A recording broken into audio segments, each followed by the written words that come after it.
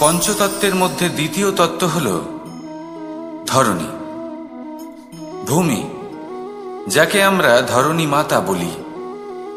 এই ধরণী ধৈর্য ধারণ করে, আর এর ওপরেই আমাদের সমগ্র সংসার নির্ভরশীল। কারণ এই ভূমি সহ্য ক্ষমতা রাখে, এর সহ্য ক্ষমতা হল অপরিসীম।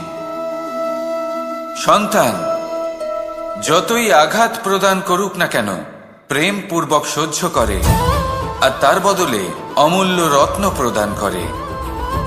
সন্তান যদি হাল চালায়, তাহলে তার বদলে তাকে অন্ন প্রদান করে। এটাই হলো ধরণী। এবার এর থেকে আমরা কি শিক্ষা পেতে পারি? এটাই যে কারোর জন্য কিছু করা বা কাউকে কিছু দেওয়া মনে কোনো কামনা ছাড়াই। আর এই কথাটা বুঝে যান, যদি কারোর জন্য কামনা না রেখে বা কোনো পাওয়ার আশা না রেখে কারোর জন্য কিছু করেন বা কারোকে কিছু দেন, যদি এটা আপনি শিখতে পারেন, তবে আপনি ভালোবাসতে শিখে গেছেন। আর সেই জন্যই এই ধরিত্রীকে মাতা বলা হয়। কারণ মাতা শুধু উনি নন যিনি গর্ভে সন্তানকে ধারণ করেন, মাতা তো উনিও যিনি জীবন বাঁচতে শেখান, যিনি জীবন বাঁচার উদাহরণ প্রদান করেন। তাহলে ধরণীর থেকে এই নিঃস্বার্থ ভাব শিখুন, নিঃস্বার্থ ভালোবাসা শিখুন, আর এই ভালোবাসার সাথেই বলুন রাধা রাধা।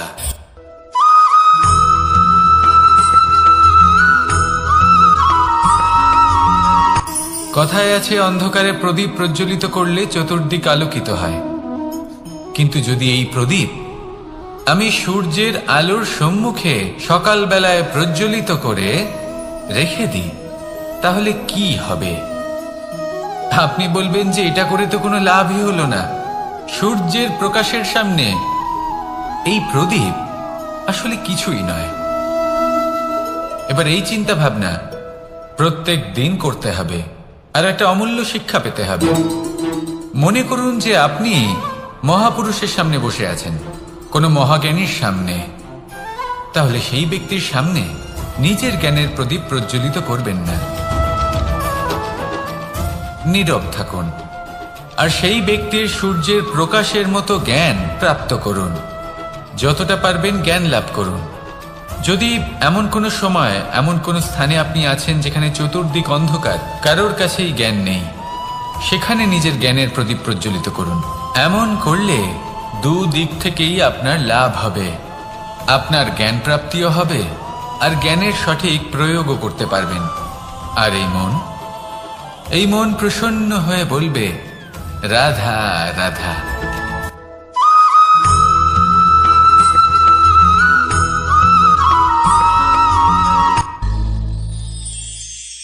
শিশিরের বিন্দু পাতার ওপর পড়ে আর তার গায়ে লেগে থাকে। পাতা তাকে শুষে নিতে পারে না, আর শেষ পর্যন্ত সে ঝরে পড়ে যায়। অন্যদিকে রয়েছে মেঘ এবং চাতক। এদের মধ্যে অনেক দূরত্ব থাকে। মেঘ থাকে আকাশে আর চাতক থাকে ধরিত্রীতে। কিন্তু যখন এই মেঘ থেকে বৃষ্টি ঝরে পড়ে, এই চাতক কিন্তু সেই জলই পান করে, নয়তো সে তৃষ্ণার্ত থেকে যায়। এবার অন্যদিকে দেখলাম শিশির বিন্দু আর পাতার এই সম্পর্ক। এরা খুব কাছাকাছি থাকে, ঘনিষ্ঠও থাকে। অন্যদিকে রয়েছে মেঘ এবং চাতকের সম্পর্ক, যাদের মধ্যে অনেক দূরত্ব থাকা সত্ত্বেও তারা খুব ঘনিষ্ঠ, তাই না? এই সারমর্ম খুব সরল। এই নৈকট্য, এই দূরত্ব, তা আপনার সম্পর্কে প্রভাব কিছুতেই ফেলতে পারে না। এই নৈকট্য, এই দূরত্ব, এইসব হলো শুধুমাত্র মনের ব্যাপার। কখনো আপনি অনুভব করেছেন আপনি কারোর থেকে অনেক অনেক দূরে আছেন, অনেক দূরে আছেন, তাও সেই ব্যক্তির প্রতি আপনি টান অনুভব করেন। সেখানে আপনি কারোর সাথে প্রত্যেক দিন অতিবাহিত করেন, সমস্ত জীবন অতিবাহিত করেন, সব থেকে বেশি সময় তার সাথে অতিবাহিত করেন, তাও তার প্রতি সেই টান অনুভব করেন না। এই সংকেত হলো মনের দূরত্বের। তাহলে মনের এই দূরত্ব দূর করুন আর আমার সাথে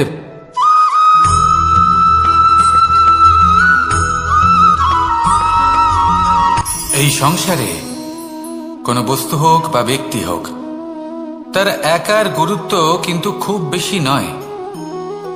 একটা উদাহরণ হিসেবে বৃষ্টির ফোঁটাকে ভেবে দেখুন। যদি একটি বৃষ্টির ফোঁটা হয় তাহলে তার খুব বেশি গুরুত্ব থাকে না, কিন্তু যখন সহস্র বৃষ্টির ফোঁটা মেঘের মধ্যে দিয়ে ঝরে পড়ে তখন সেটা বর্ষার রূপ ধারণ করে। সেই বর্ষা যা এই প্রকৃতিকে শান্ত করে। সেইভাবেই পাথরের ছোট টুকরো তার খুব বেশি গুরুত্ব থাকে না, কিন্তু যখন অসংখ্য পাথরের টুকরো একত্রিত হয় তখন তা পর্বতের আকার ধারণ করে। সেইভাবেই কিছু মানুষ যখন একত্রিত হন তখন তৈরি হয় পরিবার, কিছু পরিবার যখন একত্রিত হয় তখন তৈরি হয় সমাজ, যখন অনেক সংখ্যক সমাজ একত্রিত হয় তখন তৈরি হয় রাজ্য। এবার এই রাজ্যের সবথেকে গুরুত্বপূর্ণ ব্যক্তি হতে পারেন রাজা, কিন্তু তাও সেই রাজা একা কিছু করতে পারেন না। যুদ্ধ লড়ার সময় তারও নিজের সৈন্যদলকে প্রয়োজন পড়ে। কিন্তু এই সংসারে এমন একজন ব্যক্তি আছেন যিনি একাই সব কাজ করতে থাকেন, এবং সেই ব্যক্তি হলেন মা।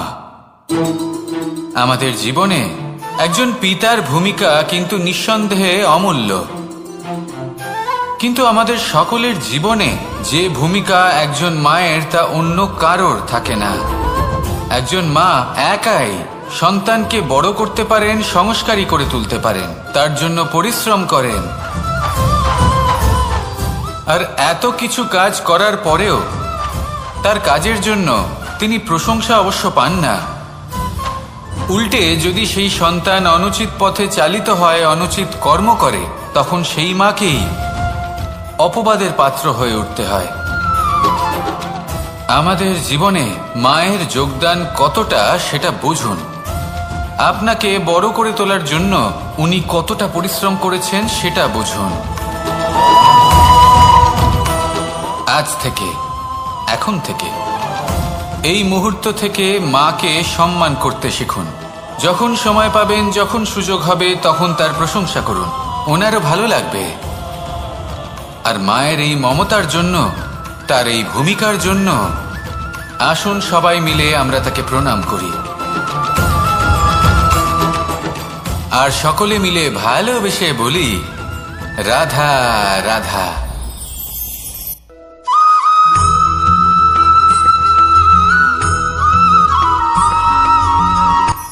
এই সংসারে সাফল্য লাভ করার জন্য জ্ঞানের প্রয়োজন হয়, পরিশ্রমের প্রয়োজন হয়, দৃঢ় নিষ্ঠার প্রয়োজন হয়, নিরন্তর চেষ্টা করা প্রয়োজনীয়। কিন্তু আরো কিছু আছে যা অত্যন্ত প্রয়োজনীয় এবং গুরুত্বপূর্ণ। তা হলো ভালো বন্ধু। তাদের থাকা অত্যন্ত প্রয়োজনীয়। যদি ভালো বন্ধু থাকে তাহলে সময় এলে তারা ঢাল হয়ে আপনাকে সুরক্ষা করবেন। সময় এলে অস্ত্রের মতো শত্রুকে সংহারও করবেন।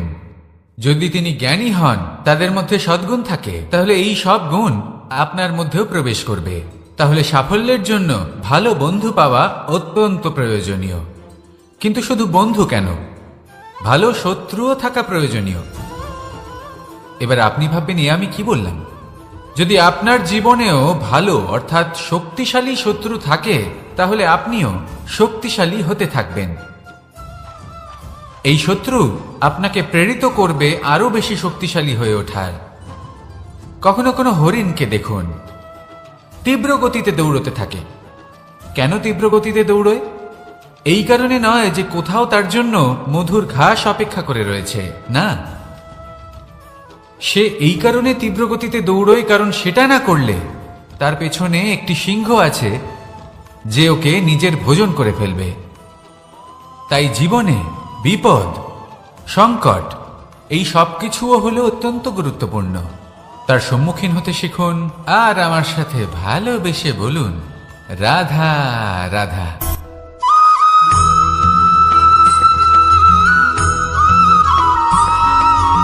মানুষ জন্মগ্রহণ করে, তার সাথে ভয়েরও জন্ম হয়। ছোটবেলা থেকেই আমাদের মনে কোনো না কোনো প্রকারের ভয় থেকেই যায়। কেউ এই বিষয়ে ভয় পায় যে তার কোনো বস্তু তার থেকে দূরে চলে যাবে। কেউ এই বিষয়ে ভয় পায় যে আমি নিজেকে হারিয়ে ফেলব। কেউ এই ভেবে ভয় পায় যে আমার প্রিয়জনেরা তারা যেন আমার থেকে দূরে না চলে যায়। কেউ এই ভেবে ভয় পায় যে আমরা যেন পথ না হারিয়ে ফেলি, আদি ইত্যাদি। কিন্তু সত্যি কথা বলতে ভেবে দেখুন এই ভয় বাস্তবে কি? শুধুই একটা মনস্থিতি, আর কিছুই নয়। যা কিছু আপনি জীবনে পেয়েছেন তা একদিন আপনাকে হারাতে হবে। এই জীবন হলো আপনারই, কিন্তু তাও একদিন সমাপ্ত হবে। তাই ভয় পেয়ে কি লাভ? এই ভয় শুধু আপনাকে জীবন যাপন করা থেকে বাধা দিচ্ছে, আর কিচ্ছু নয়। পথ হারিয়ে ফেললেই বুঝতে পারবেন যে নতুন পথ কিভাবে বানাতে হয়। কিছু মানুষকে জীবন থেকে হারালে তবেই আপনি বুঝবেন যে আপনার আপনজনকে। এই ভয়ের কারণে ভীত হয়ে থাকবেন না। এই তারা নক্ষত্র অন্ধকারের অভাবে গুরুত্ব হারায়। শিবকেও মহাদেব হওয়ার জন্য বিষ পান করতে হয়েছিল। প্রত্যেক পরিস্থিতি, প্রত্যেক সাফল্য আপনার পরীক্ষা নেবে। তাতে উত্তীর্ণ হওয়া হলো আপনার কর্ম। যখনই আপনি ভয় পাবেন বা সংকটের সম্মুখীন হবেন, তখন সাহসের সাথে তার সম্মুখীন হন। মনে রাখবেন, যে সম্মুখীন হতে জানে সাফল্য তার সাথে সবসময় থাকে। আসুন আর আমার সাথে ভালোবেসে বলুন, রাধা রাধা।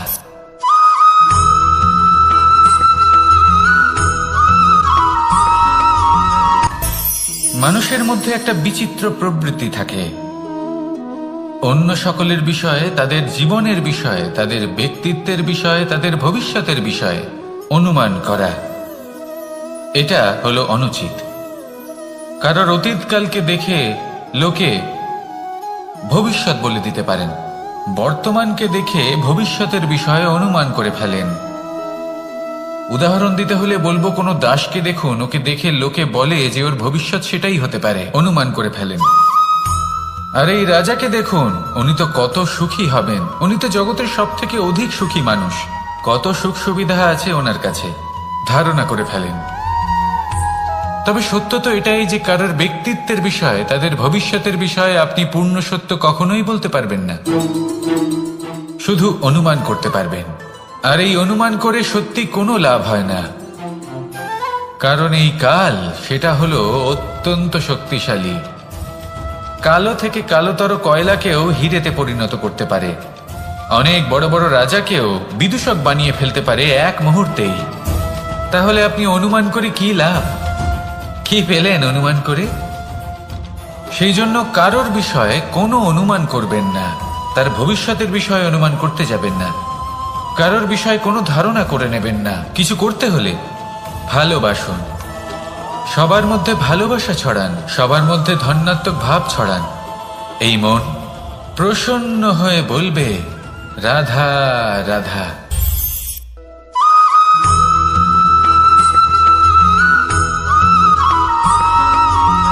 এই সংসারে সব থেকে বেশি কোমল বস্তু হলো রেশম। এই রেশম এতটাই কোমল হয় যে এর পুরো একটা থান শুধুমাত্র একটা হাতে ধরা সম্ভব। কখনো ভেবে দেখেছেন এই রেশম কিভাবে হয়? একটি কীট তার লালার দ্বারা উৎপন্ন হয়। এই কীট সেই রেশমকে পাক দিতে থাকে, পাক দিতেই থাকে, দিতেই থাকে, আর আস্তে আস্তে তার মধ্যেই জড়িয়ে পড়ে। শেষে ওর এই সুন্দর অমূল্য সৃষ্টি রেশমের এই সুতো, তার নির্মাণ কার্য পূর্ণ হয়, কিন্তু তাতেই ও নিজে বন্দী হয়ে যায়। নিজেরই মায়াজালের এই বন্দী গৃহে নিজেই ফেঁসে যায়। এবার এই সুতোকে ব্যবহারযোগ্য করে তোলার জন্য এই কীটগুলিকে এই কবচের সাথেই ফুটন্ত জলে ফেলে দেওয়া হয়। এই সংসারে যদি আমাদের স্বপ্ন এই সংসারের দুঃখ হরণ করার জন্য, এই সংসারে সুখ বিতরণ করার জন্য হয়, তবেই আমাদের প্রগতি সম্ভব।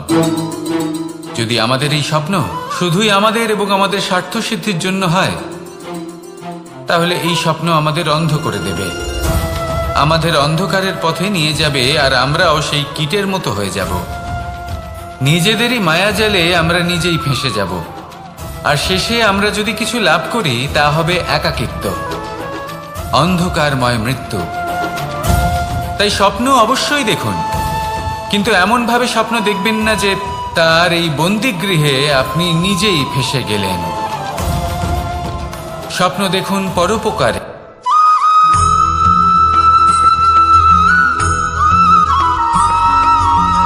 এই সংসারে প্রত্যেক মানুষ এটাই চান যে তিনি যেন ধনবান হন, আর্থিক অবস্থা তার ভালো থাকে, ওনার বাড়িতে লক্ষ্মীর আগমন হয়। কিন্তু সেটা হবে কি করে, সেটাই হলো প্রশ্ন।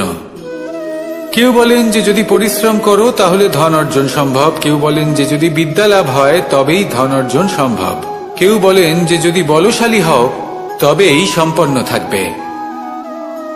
ভালো কথা, যদি তাই হয়ে থাকে, তবে দিনমজুর সারা দিন পরিশ্রম করেন, তিনি কেন ধনী হন না? অনেকজন বিদ্বান মানুষ আছেন এই সংসারে, তারা কেন ধনবান হন না?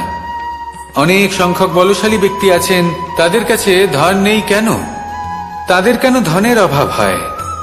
আবার এমনও কিছু মানুষ আছেন যারা পরিশ্রম করেন, তারা দিনমজুর, কিন্তু তারা ধন অর্জন করতে পারেন।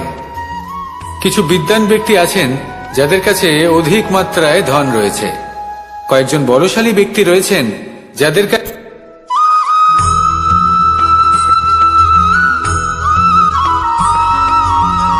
পিতা আর পুত্রের সম্পর্ক অত্যন্ত মধুর হয়ে থাকে। পিতা স্বপ্ন দেখেন, তাকে পূর্ণ করার সকল সম্ভাব্য চেষ্টা করেন, কিন্তু তাও অনেক সময় ওনার স্বপ্ন অপূর্ণ থেকে যায়। তখন পিতা ভাবেন যে স্বপ্ন উনি পূর্ণ করতে পারেননি, ওনার সন্তান তা অবশ্যই পূরণ করবে। যে স্থানে উনি কখনো পৌঁছতে পারেননি, সেই স্থানে ওনার পুত্র অবশ্যই পৌঁছবে। পিতা নিজের সন্তানের ভবিষ্যৎ নিয়ে সেই স্বপ্ন দেখেন, আর যখন সেই সন্তান সামনে এগোতে থাকে তখন তার দুঃখ হয় না, বরং গর্ব হয়। ওনার ভালো লাগে এটা দেখে যে ওনার সন্তান অনেক উন্নতি করছে। কিন্তু যখন সন্তান নিজের অভিভাবকের শক্তি দেখে, তার যশ দেখে হিংসা করতে থাকে, সমস্যা সেইখানেই শুরু হয়। সেই জন্য সকল সন্তানকে এটা মনে রাখতে হবে, দেখুন, পুত্র হবার সুবাদে, এক সন্তান হবার সুবাদে এটা হলো আপনার অধিকার যে আপনি আপনার পিতার থেকে বেশি উন্নতি করবেন। আপনার পিতাও এটাই চান, কিন্তু সুস্থভাবে এটা করুন। একটা রেখা টেনে নিন যাতে আপনি তাতে এগোতে পারেন আর আপনার পিতার তাতে গর্ববোধ হয়, আর সেই বিষয়ে দুঃখ না হয় যে আমার সন্তান আমাকেই ছোট করার চেষ্টা করছে।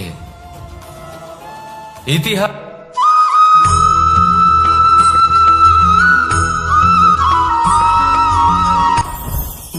জীবনে কিছু শেখা অত্যন্ত গুরুত্বপূর্ণ।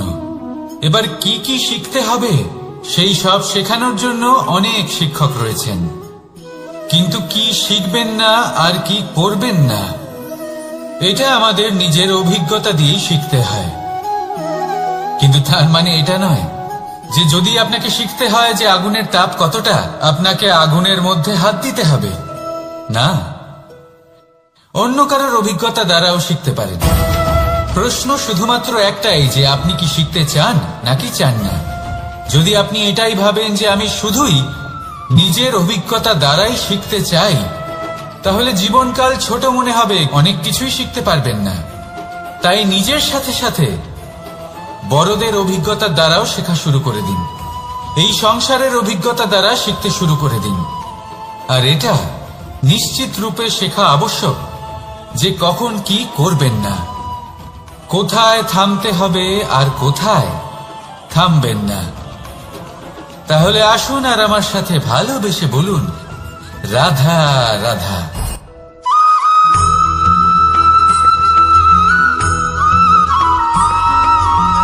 এই সংসারে সবথেকে বেশি কোমল বস্তু হলো রেশম। এই রেশম এতটাই কোমল হয় যে এর পুরো একটা থান শুধুমাত্র একটা হাতে ধরা সম্ভব। কখনো ভেবে দেখেছেন এই রেশম কিভাবে হয়? একটি কীট তার লালার দ্বারা উৎপন্ন হয়।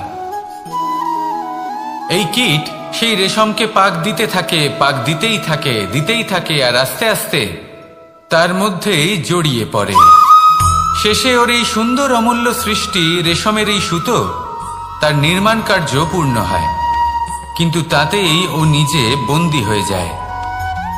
নিজেরই মায়াজালের এই বন্দী গৃহে নিজেই ফেঁসে যায়।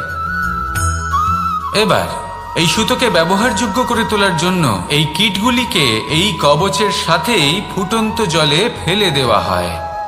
এই সংসারে যদি আমাদের স্বপ্ন এই সংসারের দুঃখ হরণ করার জন্য, এই সংসারে সুখ বিতরণ করার জন্য হয়, তবেই আমাদের প্রগতি সম্ভব। যদি আমাদের এই স্বপ্ন শুধুই আমাদের এবং আমাদের স্বার্থ সিদ্ধির জন্য হয়, তাহলে এই স্বপ্ন আমাদের অন্ধ করে দেবে, আমাদের অন্ধকারের পথে নিয়ে যাবে, আর আমরাও সেই কীটের মতো হয়ে যাব। নিজেদেরই মায়াজালে আমরা নিজেই ফেঁসে যাব, আর শেষে আমরা যদি কিছু লাভ করি তা হবে একাকিত্ব, অন্ধকারময় মৃত্যু। তাই স্বপ্ন অবশ্যই দেখুন, কিন্তু এমনভাবে স্বপ্ন দেখবেন না যে তার এই বন্দিগৃহে আপনি নিজেই ফেঁসে গেলেন। স্বপ্ন দেখুন পরোপকারে।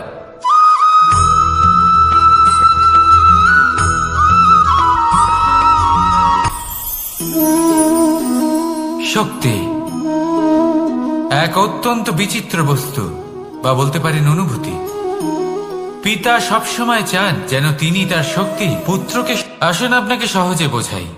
যদি আপনি সুপাত্র হন আর আপনাকে শক্তি দেওয়া হয়, তাহলে আপনি সেই শক্তির গুরুত্ব বুঝবেন, কোথায় সেই শক্তি প্রয়োগ করা উচিত সেটা বুঝবেন। আর এটা যেহেতু অর্জন করা শক্তি হবে, সেই শক্তির অপব্যবহার হবে না। কিন্তু যদি এই আপনি কুপাত্র হন আর যদি আপনাকে এই শক্তি দেওয়া হয়, তাহলে কি হবে? দেখতে গেলে এই শক্তি আপনি দান হিসেবে পেয়েছেন, তাই না আপনি এই শক্তির গুরুত্ব বুঝবেন, আর না এর প্রয়োগ আপনি জানবেন। তার অপব্যবহার হওয়া সুনিশ্চিত। তাই যদি আপনি কোনো শক্তি অর্জন করতে চান, তাহলে আগে তার যোগ্য হয়ে উঠুন, পুত্র নয় পাত্র হয়ে উঠুন। আর আমার সাথে ভালোবেসে বলুন, রাধা রাধা।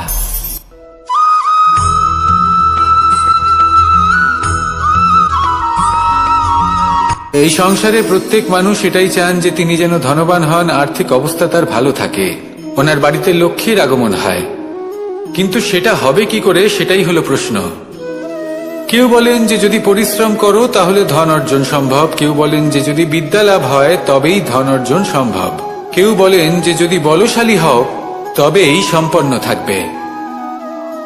ভালো কথা, যদি তাই হয়ে থাকে, তবে দিনমজুর সারা দিন পরিশ্রম করেন, তিনি কেন ধনী হন না? অনেকজন বিদ্বান মানুষ আছেন এই সংসারে, তারা কেন ধনবান হন না? অনেক সংখ্যক বলশালী ব্যক্তি আছেন, তাদের কাছে ধন নেই কেন? তাদের কেন ধনের অভাব হয়? আবার এমনও কিছু মানুষ আছেন যারা পরিশ্রম করেন, তারা দিনমজুর, কিন্তু তারা ধন অর্জন করতে পারেন। কিছু বিদ্বান ব্যক্তি আছেন যাদের কাছে অধিক মাত্রায় ধন রয়েছে। কয়েকজন বলশালী ব্যক্তি রয়েছেন যাদের কাছে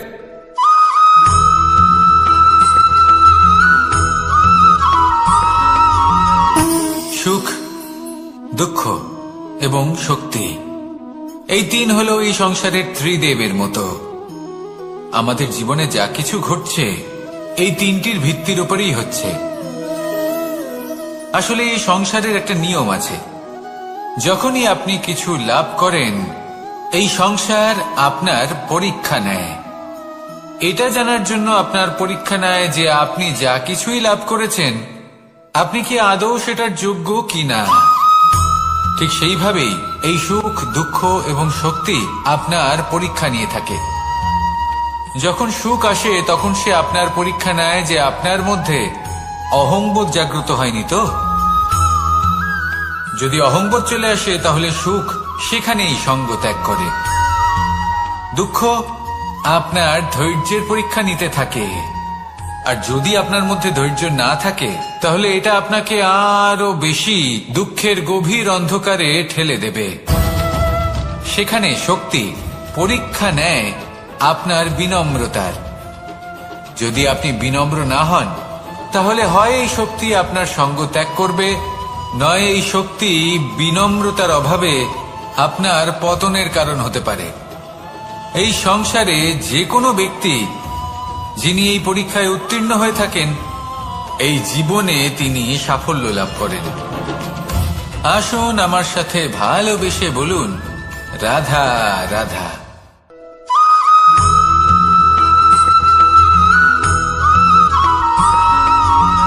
পঞ্চতত্ত্বের মধ্যে দ্বিতীয় তত্ত্ব হল ধরণী, ভূমি, যাকে আমরা ধরণী মাতা বলি। এই ধরণী ধৈর্য ধারণ করে, আর এর ওপরেই আমাদের সমগ্র সংসার নির্ভরশীল। কারণ এই ভূমি সহ্য ক্ষমতা রাখে, এর সহ্য ক্ষমতা হল অপরিসীম। সন্তান যতই আঘাত প্রদান করুক না কেন, প্রেম পূর্বক সহ্য করে, আর তার বদলে অমূল্য রত্ন প্রদান করে। সন্তান যদি হাল চালায়, তাহলে তার বদলে তাকে অন্ন প্রদান করে। এটাই হলো ধরণী। এবার এর থেকে আমরা কি শিক্ষা পেতে পারি?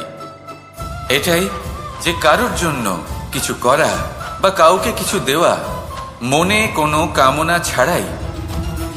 আর এই কথাটা বুঝে যান, যদি কারোর জন্য কামনা না রেখে বা কোনো পাওয়ার আশা না রেখে কারোর জন্য কিছু করেন বা কারোকে কিছু দেন, যদি এটা আপনি শিখতে পারেন, তবে আপনি ভালোবাসতে শিখে গেছেন।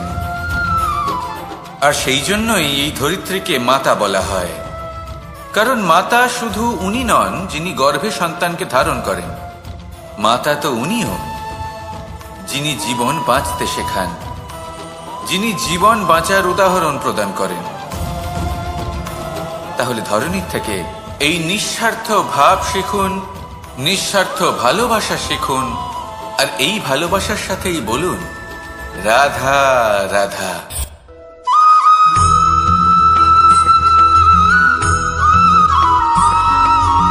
মানুষ জন্মগ্রহণ করে, তার সাথে ভয়েরও জন্ম হয়। ছোটবেলা থেকেই আমাদের মনে কোনো না কোনো প্রকারের ভয় থেকেই যায়।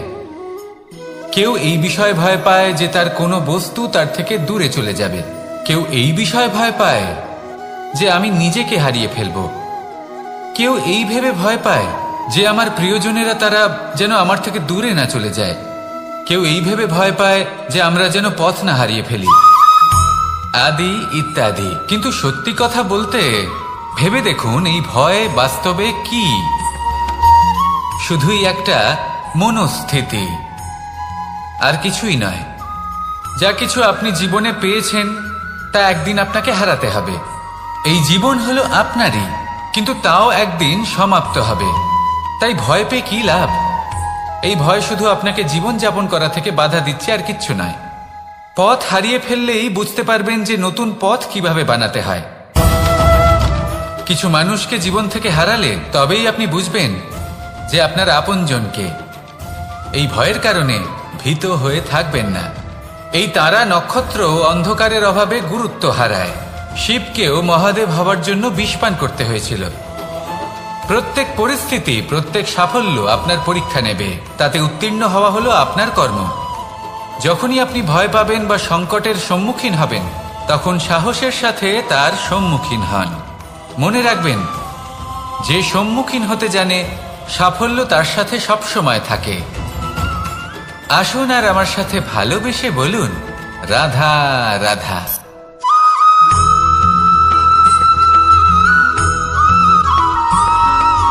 জীবনে অগ্রসর হওয়ার জন্য আমাদের কাকে প্রয়োজন হয়? মাতা পিতা, বন্ধু, প্রেম, সাহায্য, অর্থ, পরিশ্রম, আশা। ভিন্ন ভিন্ন মানুষ ভিন্ন ভিন্ন বিকল্প চয়ন করে। যদি আমি আপনাকে বলি, তাহলে জয় আর পরাজয়ের মন্ত্র দুটো শব্দের উপর নির্ভর করে, মেনে নেওয়া আর দৃঢ় হওয়া। যদি মেনে নেন তাহলে হেরে যাবেন, যদি দৃঢ় হন তাহলে নিশ্চিত রূপে জয়ী হবেন। যদি কখনো আপনি ক্লান্ত হয়ে ওঠেন, আপনি দুঃখী হন, পুরোপুরি ভেঙে পড়েছেন, তখন মেনে নেবেন না যে আপনি ভেঙে পড়েছেন, নয়তো হেরে যাবেন। তখন উল্টে স্থির করবেন যে যাই হয়ে যাক না কেন, আমি জয়ী হবই। আর আপনি দেখবেন যে জয় নিশ্চিত রূপে আপনার কাছেই আসবে। তাহলে এই কথা মনে রাখবেন আর আমার সাথে ভালোবেসে বলবেন রাধা রাধা।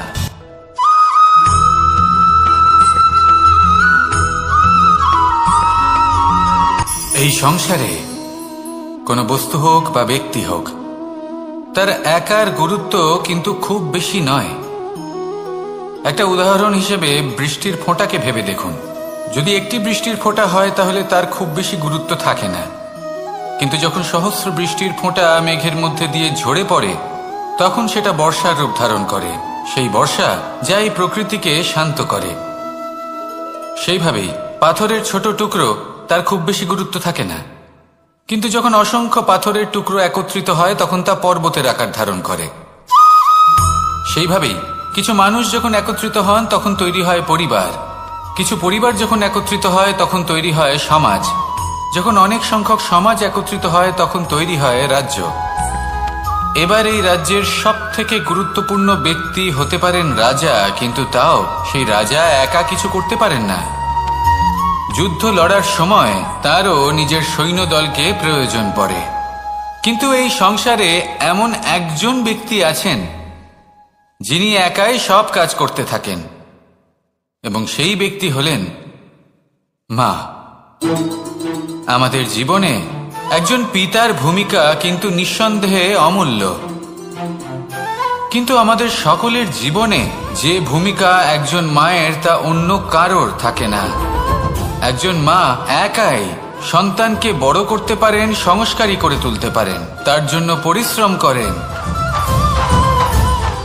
আর এত কিছু কাজ করার পরেও তার কাজের জন্য তিনি প্রশংসা অবশ্য পান না। উল্টে যদি সেই সন্তান অনুচিত পথে চালিত হয়, অনুচিত কর্ম করে, তখন সেই মাকেই অপবাদের পাত্র হয়ে উঠতে হয়। আমাদের জীবনে মায়ের যোগদান কতটা সেটা বুঝুন। আপনাকে বড় করে তোলার জন্য উনি কতটা পরিশ্রম করেছেন সেটা বুঝুন। আজ থেকে, এখন থেকে, এই মুহূর্ত থেকে মাকে সম্মান করতে শিখুন।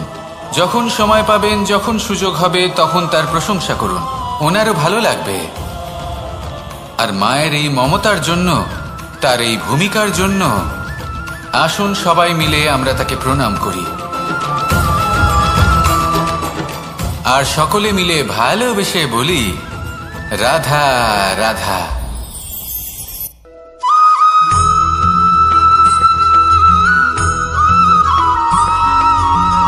এই সংসারের সবথেকে গুরুত্বপূর্ণ তত্ত্ব কোনটা? প্রথম হলো সময়।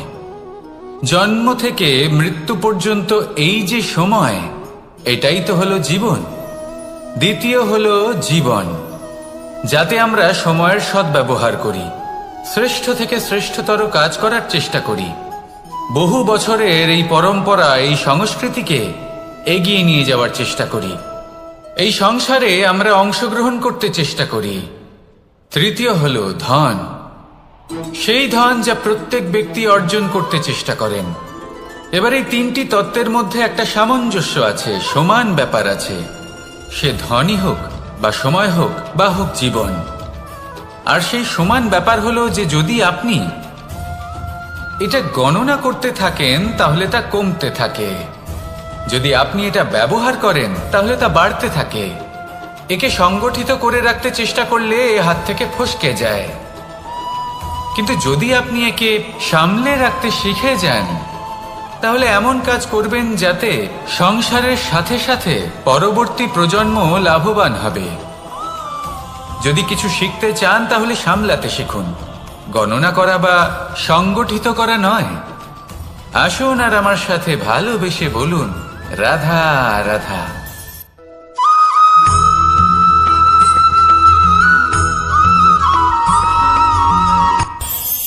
এই সংসারে আমরা প্রকাশ কোথা থেকে পাই?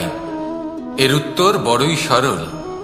ভোরে যখন সূর্যোদয় হয় তখন প্রকাশের কিরণ আমাদের ঘরে এসে পৌঁছয়। এইভাবেই আমরা প্রকাশ লাভ করি। এবার এই প্রকাশের আলোতেই আমরা সারাদিনের কাজ সম্পন্ন করি।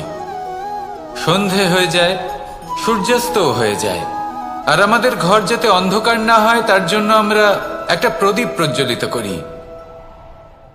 এটাই ঘটে আমাদের জীবনেও। এবার প্রবাহমান আয়ুর সাথে আমরা আমাদের অন্তরে যদি একটা প্রদীপ প্রজ্বলিত করে নিই তাহলে বিষয়টাই অন্যরকম হবে। এবার আপনি বলবেন কোন প্রকাশের কথা বলছি যা আমাদের অন্তরে জাগ্রত করা সম্ভব? আমাদের আত্মার মাঝে প্রেমের প্রকাশ জাগ্রত করার কথা বলছি। কারণ আমাদের এই জীবন এও হলো দিনের আলোর মতো। আজ প্রকাশ আছে, কিন্তু কোনোদিন অবশ্যই অস্ত হবে। কিন্তু অস্ত হবার আগে যদি আমরা আমাদের আত্মার মাঝে প্রেমের এই প্রকাশ উজ্জ্বলিত করে নিই, তাহলে আমাদের সন্ধ্যাকালও আমরা আনন্দে এবং প্রেমে যাপন করব। তাহলে আসুন আর আমার সাথে ভালোবেসে বলুন, রাধা রাধা।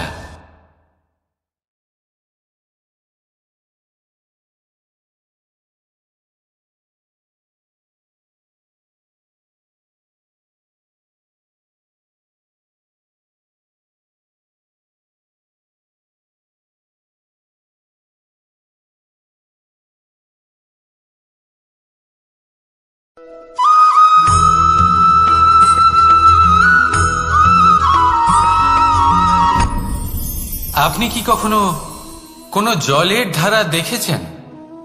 তার সামনে যতই মাটি থাকুক না কেন, যতই কাদা থাকুক না কেন, যখন এই জলের ধারা বইতে আরম্ভ করে দেয়, তাহলে নিজের মনে, নিজের ভাবনার, নিজের জীবনের যত অনাবশ্যক তত্ত্ব আছে, অনুপযোগী অংশ রয়েছে, অর্থাৎ অপরিষ্কার অংশ রয়েছে, তা নিজে থেকেই নির্মল হয়ে উঠবে।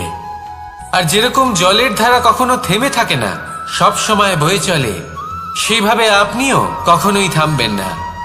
সবসময় বয়ে চলুন, এগোতে থাকুন। পথে যদি অনেক বিপদ আসে, সমস্যা আসে, থামবেন না, তার উপর নিরন্তর প্রহার করুন, নিরন্তর প্রয়াস করুন আর অগ্রসর হন। আপনি ভেবে দেখুন, এই জলের ধারা কখনো থেমে থাকে না, সবসময় বয়ে চলে, বিপদের সম্মুখীন হয়ে তাকে সাথে বয়ে নিয়ে চলে। সেই জন্য জলের ধারা, প্রবাহমান এই ধারা, এর থেকে কখনো দুর্গন্ধ আসে না, এতে কখনো ময়লা জমতে পারে না, বরং পালিত হয় সুন্দর প্রাণবন্ত জীবজন্তু, যেমন সুন্দর ছোট মাছ। তাই আপনিও এটাই করুন, কখনো থামবেন না, শুধু চলতে থাকুন, জলের ধারার মতো বইতে থাকুন।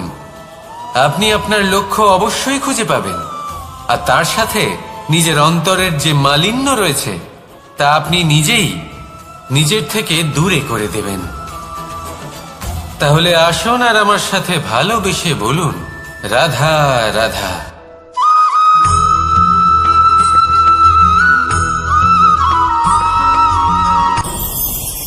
ভয়ের সাথে আমরা সবাই পরিচিত, কষ্টও আমরা সবাই পেয়েছি। কখনো কখনো আমরা অসুস্থ হয়ে পড়ি, আর এমন সময় হলে মাতার মমতা, কখনো বাবার স্নেহ, কখনো বন্ধুদের পাশে থাকার অনুভূতি আমাদের রোগ নিরাময়ে সাহায্য করে। কখনো যদি আমরা নিরাশ হয়ে পড়ি, তখন যদি আমাদের কোনো আপনজন আমাদের দুটো ভালো কথা বলে, তখন আমাদের মনোবল বেড়ে যায়। ঠিক তেমন সংসারের এই রঙ্গমঞ্চে যদি আপনি পীড়িত অনুভব করেন, কিছু শুভ কথা আলোচনা করুন, কিছু স্তুতি গান করুন, কিছু মুহূর্তের জন্য হলেও নিজের ইষ্টদেবের কথা স্মরণ করুন আর প্রার্থনা করুন। সাহস বাড়বে, শক্তিও বৃদ্ধি পাবে এবং সামনে এগিয়ে চলার পথও দেখতে পাবেন। তখন এই মন প্রসন্ন হয়ে বলবে, রাধা রাধা।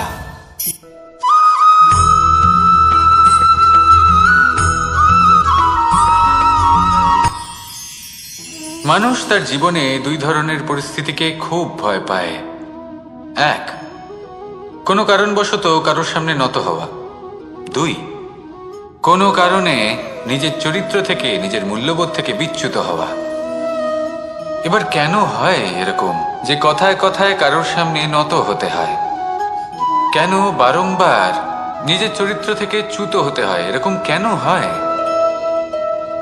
এটা তখনই হয় যখন আমাদের শিক্ষা এবং মূল্যবোধের অভাব থাকে। যদি মানুষের মধ্যে প্রকৃত শিক্ষা থাকে, তাহলে এই সংসারে কোনো সময় এবং কারোর সামনেই নত হওয়ার কোনো প্রয়োজন নেই।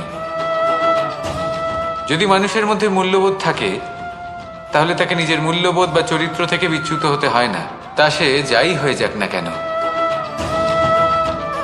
কোনো বালককে যদি জন্ম থেকেই সুশিক্ষার অধিকারী করা হয়, শিক্ষিত করা হয়, মূল্যবোধের অধিকারী করা হয়, তবে সে এই সংসারে এমন কর্ম করবে যাতে সে নিজেকে, নিজের পরিবারকে, সমগ্র সমাজকে গর্বিত করতে পারে।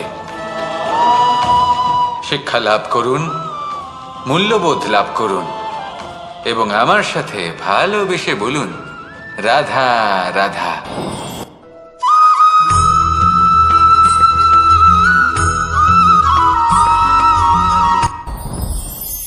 সাথী। সাথী এই শব্দটির ব্যাখ্যা কে কিভাবে করে? মিত্র, সখা, বন্ধু। কিন্তু অর্থ একটাই, তিনি যিনি আপনার সঙ্গী হন আর তিনি যার সাথী আপনি হন। এবার সব থেকে বড় প্রশ্ন হলো এটাই যে তিনি কে হতে পারেন যাকে আপনি আপনার সাথী বলে মেনে নিতে পারেন, নিজের সখা, নিজের মিত্র, নিজের বন্ধু মেনে নিতে পারেন। আপনার সাথী হলেন তিনি যিনি দুঃখের সময় আপনার পাশে থাকবেন, আপনার হাত ধরে থাকবেন। আপনার সাথী হলেন তিনি যার হাত আপনি নিজের সুখের দিনে ধরে থাকবেন। সেই সাথীরই হাত ধরুন যিনি দুঃখে সবসময় আপনাকে সাহায্য করার জন্য তৎপর হয়ে থাকেন, আপনার পাশে থাকেন, আর যাকে সুখের দিনে আপনি আপনার সাথে রাখতে পারেন। আর যখন আপনার সাথে আপনার এই সাথী থাকবে তখন আপনি এটা বুঝবেন যে যখন জীবনে দুঃখ আসে তখন এই দুঃখ কমে যায়, সবার মধ্যে ভাগ হয়ে যায়। আর যদি তখন সুখ আসে তাহলে সেটা সবার উপস্থিতিতে আরো বেড়ে যায়। এটাই হলো প্রেম, এটাই হলো ভালোবাসা, এটাই হলো সঙ্গ। যেমন সম্পর্ক আমার আর রাধার মাঝে। তাহলে আসুন আর আমার সাথে ভালোবেসে বলুন, রাধা রাধা।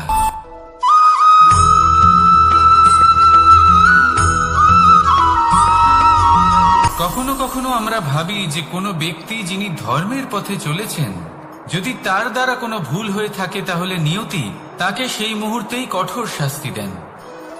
কিন্তু সেই সব মানুষ যারা সংসারের সব থেকে বড় অধর্মী, বহু নিকৃষ্ট মানের কাজ করেন, তাদের নিয়তি অনেক সুযোগ দেন। তাদের নিয়তি এরকম কঠোর প্রহার করেন না। এই ভাবনা কখনো না কখনো মনে আসেই। ভেবে দেখুন কেন? আসলে জীবনকে বেশিরভাগ মানুষ একভাবেই দেখে থাকেন, বিভিন্ন স্তরে একে দেখা উচিত। এবার আপনি বলুন, এই সংসারে কোনো অধর্মী কখনো প্রেরণার উৎস হতে পারেন? কখনোই নয়। যে মানুষ নিজের আত্মাকে মলিন করে ফেলেছেন তিনি এই সংসারকে কিভাবে প্রেরণা যোগাবেন? উনি নিজেই বুঝতে পারেন না কোনটা করা উচিত, ধর্ম কোনটা। তাই নিয়তি তাকে একটা সুযোগ দেন, এটা বোঝার সুযোগ দেন যে কোনটা উচিত, কোনটা ধর্ম। সুযোগ দেন নিজের বিবেক জাগিয়ে তোলার, তাকে সুযোগ দেন নিজের অন্তরাত্মার ডাক শোনার। যখন তাতেও কাজ হয় না তখন নিয়তির কাছে একটাই পথ বাকি থাকে, আর তা হল মহাবিনাশ। মহাবিনাশ হয়তো দেরিতেই আসতে পারে, কিন্তু তা অবশ্যই আসবে।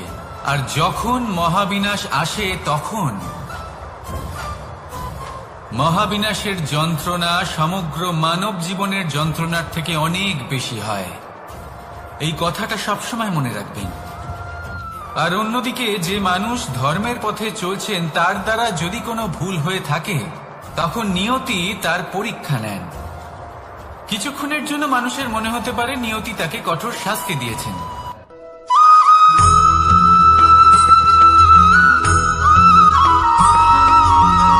মানুষের মানসিকতা এমন হয় যে সে যতটা করে আশা করে যে তার থেকে অনেক বেশি তার বদলে সে পাবে। দেখুন, সবকিছুই আপনার ভাবনা চিন্তার উপর নির্ভর করছে। আপনি যদি ফলের বিষয়ে ভেবে কর্ম করতে থাকেন তাহলে সেটা অনুচিত। জীবনের আসল আনন্দ হলো নিজের কর্ম করতে থাকা, ফলের চিন্তা করা উচিত নয়। যদি আপনি এরকম ভাবেন যে আমি এতটা করছি, আমার এতটা পাওয়া উচিত, সেই ভাবনা অনুচিত। যদি আপনি সেবার মানসিকতা নিয়ে কর্ম করতে থাকেন, কর্মচক্রে প্রবাহিত হন, যদি আপনি এমন ভাবনা রাখেন যে আমি এতটা পাচ্ছি তাই এর থেকে অনেক বেশি আমি কর্ম করব, তাহলে নিশ্চিত রূপে আপনি যতটা করছেন তার থেকে অনেক বেশি আপনি পাবেন, আপনার আশার থেকে অনেক বেশি আপনি পাবেন। শুধু জীবনে অনেক বেশি কাজ করতে থাকুন, ফলের চিন্তা করবেন না। আর মনে রাখবেন, এই ভাবনাই সব থেকে বড় বীজ। কর্মের উপর বিশ্বাস রাখুন, জীবনে যা যা আপনি চান সবই সুখময় হবে। আসুন আর আমার সাথে ভালোবেসে বলুন, রাধা রাধা।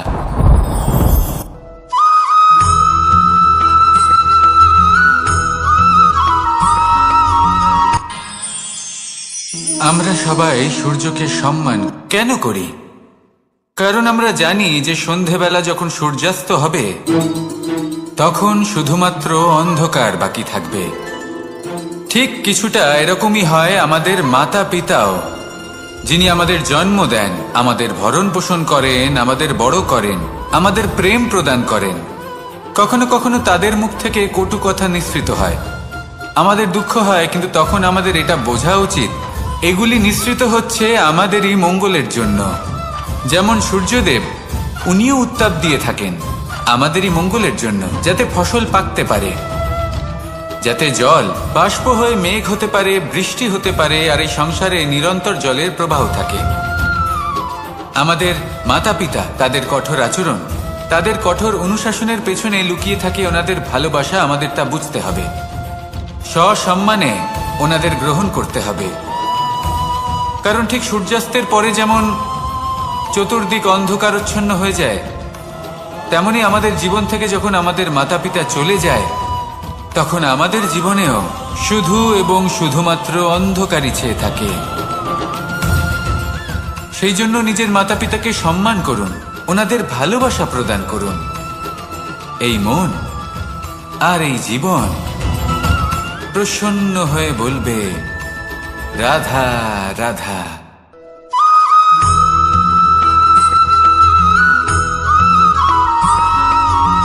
এই সংসারে কখনো কোনো ব্যক্তিকে তার বাইরের পোশাক দেখে বিচার করার চেষ্টা করবেন না, এটা খুব বড় ভুল করবেন।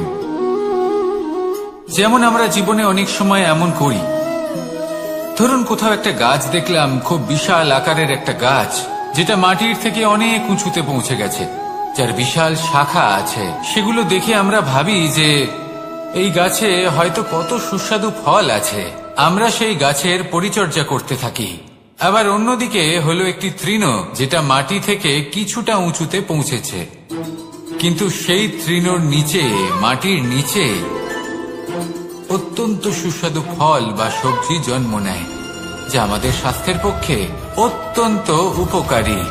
সেই জন্য কখনো আবরণ দেখে কাউকে বিচার করতে চেষ্টা করবেন না। তার বদলে এটা বোঝার চেষ্টা করুন যে আপনার সামনে যে ব্যক্তি আছে বা বস্তু আছে তার বিশেষত্ব কি। যদি এই বিশেষত্ব বোঝার ক্ষমতা আপনি অর্জন করেন, যদি এই শিল্প আপনি নিজের ভেতরে জাগ্রত করেন, তাহলে এই সংসারে বিশেষত্ব কি সেটা আপনি জানতে পারবেন। আর এই সমস্ত খেলা দৃষ্টি থেকে নয়, দৃষ্টিভঙ্গি থেকে জন্ম নেয়। দৃষ্টিভঙ্গি সবসময় শুভ রাখুন আর আমার সাথে ভালোবেসে বলুন, রাধা রাধা।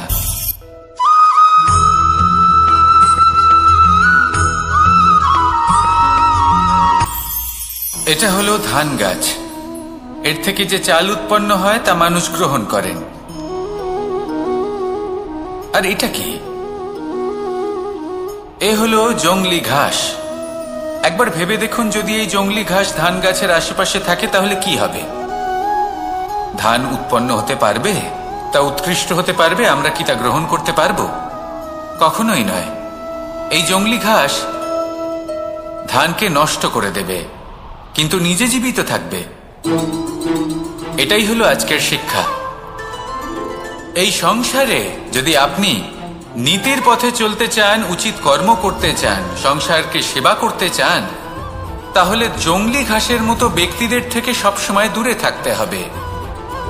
সেই ব্যক্তি যারা দুর্নীতি এবং মিথ্যা দ্বারা পরিপূর্ণ, যাদের ব্যবহার অশুভ, যাদের অনেক অশুভ গুণ রয়েছে, তারা সঠিক নয়। সেই সকল ব্যক্তি যাদের চরিত্র অত্যন্ত দুষ্ট হয়, তারা হয় শুভ চরিত্রের ব্যক্তিকে একদম নষ্ট করে দেয়, নয় নিজের মতো বানিয়ে তোলে। তাই যদি আপনি নীতির পথে চলতে চান, এই সংসারের জন্য শুভ কর্ম করতে চান, তাহলে সেই সঙ্গ লাভ করুন যে সঙ্গ জ্ঞানে পরিপূর্ণ, যাদের মধ্যে অনেক গুণ আছে, যাদের থেকে প্রতিদিন কিছু শিখতে পারবেন, এমন ব্যক্তির সাথে জীবন অতিবাহিত করুন। দুরাচারীদের থেকে দূরে থাকুন। তবেই এই মন প্রসন্ন হয়ে বলবে, রাধা রাধা।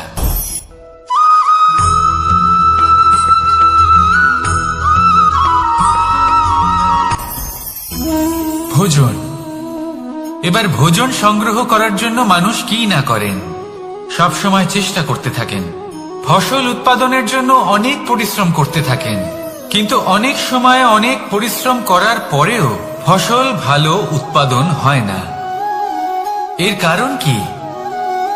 কারণ হলো এটাই যে আপনি পরিশ্রম হয়তো অনেক করেছেন, কিন্তু আপনার নজর তো সেই বীজের দিকে ছিলই না যা আপনি রোপণ করেছেন। সেই জন্য সব সময় কোনো বীজ রোপণ করার আগে তাকে পরখ করে দেখুন, তা অত্যন্ত আবশ্যক। আর সেইভাবেই যখনই কোনো কর্মের প্রশ্ন আসে, তাহলে সেখানে শুধুমাত্র পরিশ্রম যথেষ্ট নয়। সেই কাজের প্রতি আপনার কর্তব্য কি, আপনার উদ্দেশ্য কি, সেটা জানা হলো অত্যন্ত গুরুত্বপূর্ণ। তাই কর্ম করুন, কিন্তু সেই কর্মের প্রতি আপনার যা উদ্দেশ্য তার মাহাত্ম্য বুঝতে চেষ্টা করুন। তাহলে আসুন আমার সাথে ভালোবেসে বলুন, রাধা রাধা।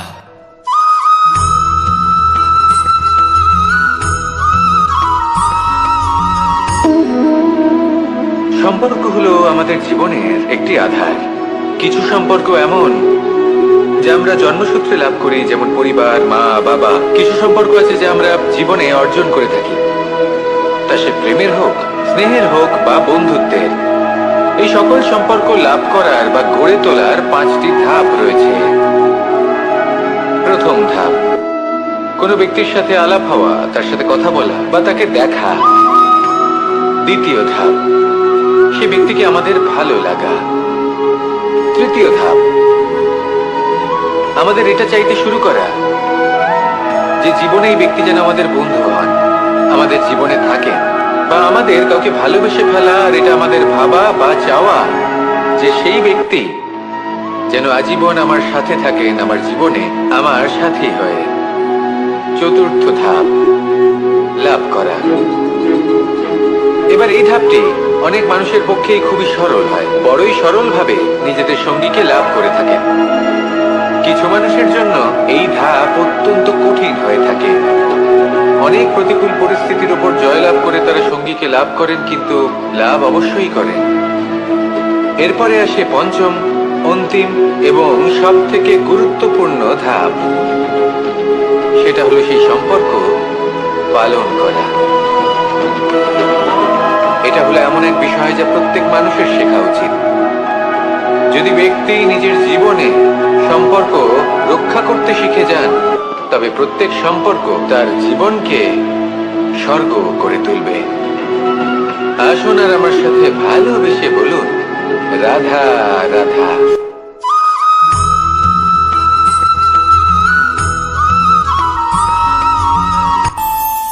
আমাদের মনে যখন কোনো প্রশ্ন ওঠে, কোনো দ্বন্দ্ব জাগে, তখন আমরা যাই আমাদের গুরুর কাছে, আমাদের আরাধ্যের কাছে গিয়ে জিজ্ঞেস করি। এইভাবেই একদিন আমি পৌঁছলাম আমার আরাধ্যের কাছে, আমার মহাদেবের কাছে, আর ওনাকে প্রশ্ন করলাম যে মহাদেব, জীবনে আনন্দ পাওয়ার, উৎসব পালনের, প্রেম ভাগ করে নেবার, জীবনকে উপভোগ করে নেওয়ার সর্বশ্রেষ্ঠ সময় কোনটা? মহাদেব হাসলেন আর উনি বললেন, জীবনে উৎসব পালনের সব থেকে শ্রেষ্ঠ দিন হল মৃত্যুর ঠিক আগের দিনটা। প্রেম ভাগ করে নেওয়ার সব থেকে শ্রেষ্ঠ মুহূর্ত হল মৃত্যুর ঠিক আগের মুহূর্ত। জীবনকে উপভোগ করে নেওয়ার সর্বশ্রেষ্ঠ প্রহর হল মৃত্যুর 1 প্রহর পূর্বে। তখন আমি চমকে গেলাম। আমি বললাম, কিন্তু মহাদেব, মৃত্যু তো অনিশ্চিত, আমরা জানিও না কবে আমাদের মৃত্যু হবে। মহাদেব আবার হাসলেন। উনি বললেন যে যদি আমরা এভাবে জীবন কাটাই যে আমরা জীবনের প্রত্যেক দিন, প্রত্যেক মুহূর্ত, প্রত্যেক প্রহর শেষ বলে মনে করি, তাহলে আমাদের সমস্ত জীবন আনন্দের সাথেই অতিবাহিত হবে। কি বলেন?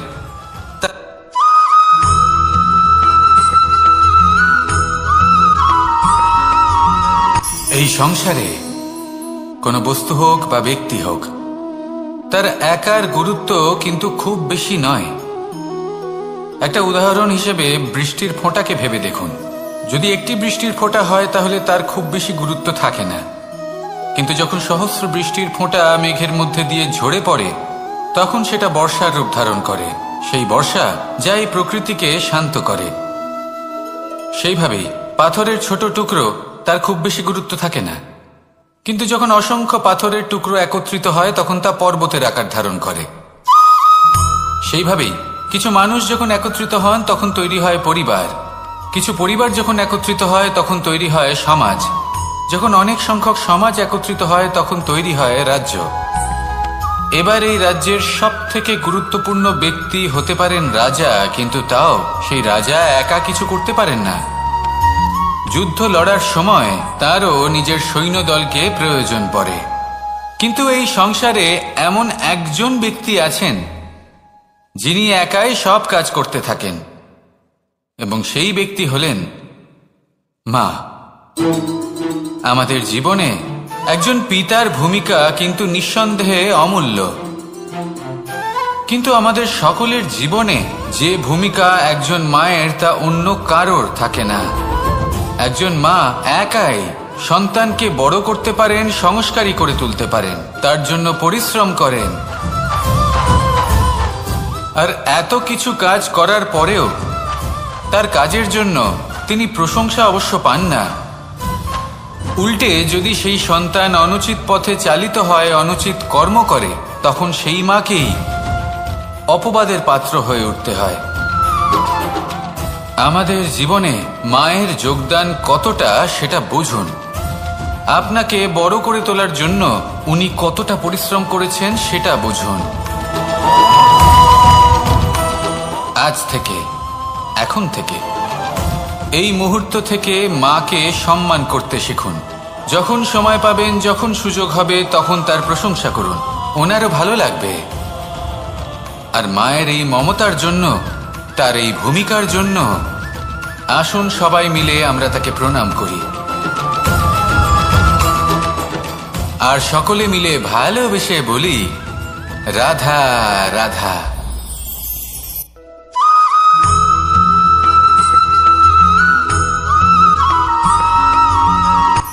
এই সংসারে সাফল্য লাভ করার জন্য জ্ঞানের প্রয়োজন হয়, পরিশ্রমের প্রয়োজন হয়, দৃঢ় নিষ্ঠার প্রয়োজন হয়, নিরন্তর চেষ্টা করা প্রয়োজনীয়। কিন্তু আরো কিছু আছে যা অত্যন্ত প্রয়োজনীয় এবং গুরুত্বপূর্ণ। তা হলো ভালো বন্ধু। তাদের থাকা অত্যন্ত প্রয়োজনীয়। যদি ভালো বন্ধু থাকে তাহলে সময় এলে তারা ঢাল হয়ে আপনাকে সুরক্ষা করবেন। সময় এলে অস্ত্রের মতো শত্রুকে সংহারও করবেন। যদি তিনি জ্ঞানী হন, তাদের মধ্যে সদ্গুণ থাকে, তাহলে এই সব গুণ আপনার মধ্যেও প্রবেশ করবে। তাহলে সাফল্যের জন্য ভালো বন্ধু পাওয়া অত্যন্ত প্রয়োজনীয়। কিন্তু শুধু বন্ধু কেন, ভালো শত্রুও থাকা প্রয়োজনীয়। এবার আপনি ভাববেন, এ আমি কি বললাম? যদি আপনার জীবনেও ভালো অর্থাৎ শক্তিশালী শত্রু থাকে, তাহলে আপনিও শক্তিশালী হতে থাকবেন। এই শত্রু আপনাকে প্রেরিত করবে আরো বেশি শক্তিশালী হয়ে ওঠার। কখনো কোনো হরিণকে দেখুন, তীব্র গতিতে দৌড়তে থাকে। কেন তীব্র গতিতে দৌড়য়? এই কারণে নয় যে কোথাও তার জন্য মধুর ঘাস অপেক্ষা করে রয়েছে, না। সে এই কারণে তীব্র গতিতে দৌড়য় কারণ সেটা না করলে তার পেছনে একটি সিংহ আছে যে ওকে নিজের ভোজন করে ফেলবে। তাই জীবনে বিপদ, সংকট, এই সবকিছুও হলো অত্যন্ত গুরুত্বপূর্ণ। তার সম্মুখীন হতে শিখুন, আর আমার সাথে ভালোবেসে বলুন রাধা রাধা।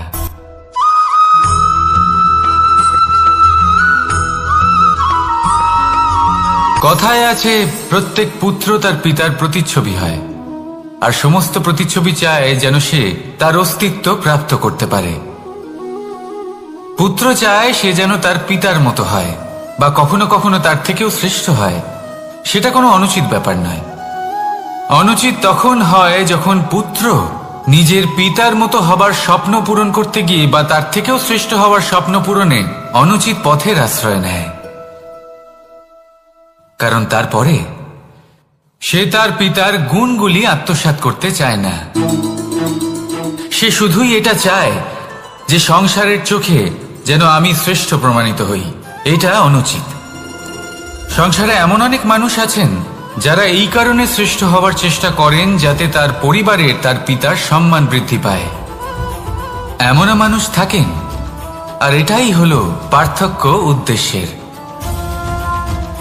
মনে রাখবেন, যদি আপনার উদ্দেশ্য শুভ হয় তাহলে পথও শুভ হবে, যদি আপনার উদ্দেশ্য অশুভ হয় তাহলে পথও অশুভ হবে। তাহলে নিজের পিতার মতো হবার চেষ্টা অবশ্যই করুন, তার থেকেও শ্রেষ্ঠ হওয়ার চেষ্টা অবশ্যই করুন, কিন্তু মনে রাখবেন আপনার সংকল্প আর আপনার উদ্দেশ্য এই দুই শুভ হওয়া উচিত। তাহলে আসুন আর আমার সাথে ভালোবেসে বলুন, রাধা রাধা।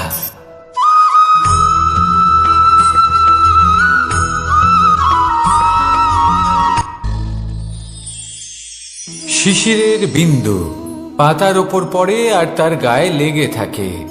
পাতা তাকে শুষে নিতে পারে না, আর শেষ পর্যন্ত সে ঝরে পড়ে যায়। অন্যদিকে রয়েছে মেঘ এবং চাতক। এদের মধ্যে অনেক দূরত্ব থাকে। মেঘ থাকে আকাশে আর চাতক থাকে ধরিত্রীতে। কিন্তু যখন এই মেঘ থেকে বৃষ্টি ঝরে পড়ে, এই চাতক কিন্তু সেই জলই পান করে, নয়তো সে তৃষ্ণার্ত থেকে যায়। এবার অন্যদিকে দেখলাম শিশির বিন্দু আর পাতার এই সম্পর্ক। এরা খুব কাছাকাছি থাকে, ঘনিষ্ঠও থাকে। অন্যদিকে রয়েছে মেঘ এবং চাতকের সম্পর্ক, যাদের মধ্যে অনেক দূরত্ব থাকা সত্ত্বেও তারা খুব ঘনিষ্ঠ, তাই না? এই সারমর্ম খুব সরল। এই নৈকট্য, এই দূরত্ব, তা আপনার সম্পর্কে প্রভাব কিছুতেই ফেলতে পারে না। এই নৈকট্য, এই দূরত্ব, এসব হলো শুধুমাত্র মনের ব্যাপার। কখনো আপনি অনুভব করেছেন আপনি কারোর থেকে অনেক অনেক দূরে আছেন, অনেক দূরে আছেন, তাও সেই ব্যক্তির প্রতি আপনি টান অনুভব করেন।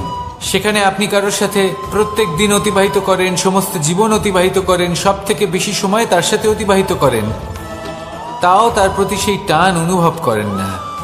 এই সংকেত হলো মনের দূরত্বের। তাহলে মনের এই দূরত্ব দূর করুন আর আমার সাথে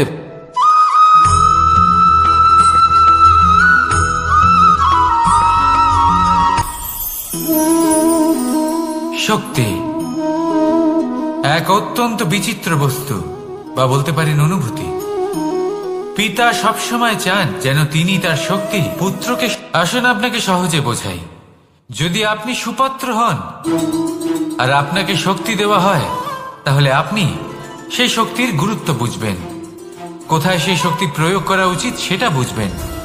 আর এটা যেহেতু অর্জন করা শক্তি হবে, সেই শক্তির অপব্যবহার হবে না।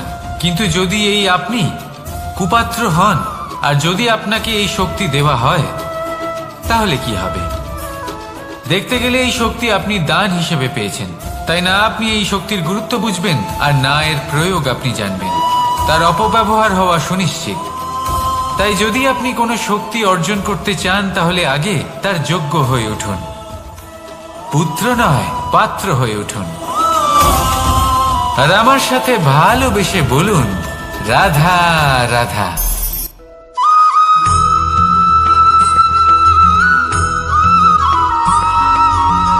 ভালো, শুধু ওনাদের কঠোর ব্যবহার দেখলে আমরা একটু ভয় পেয়ে যাই। এবার ওনাদের এই কঠোর ব্যবহার আমাদের ভালো না লাগলেও অত্যন্ত আবশ্যক, কারণ মাতার থেকে আমরা যে শক্তি লাভ করি তা যেন নিয়ন্ত্রণ হারিয়ে বিধ্বংসী না হয়ে ওঠে। আমরা যেন কোনো কুপথে না চলে যাই, আমরা কখনো যেন দোষ না করে ফেলি।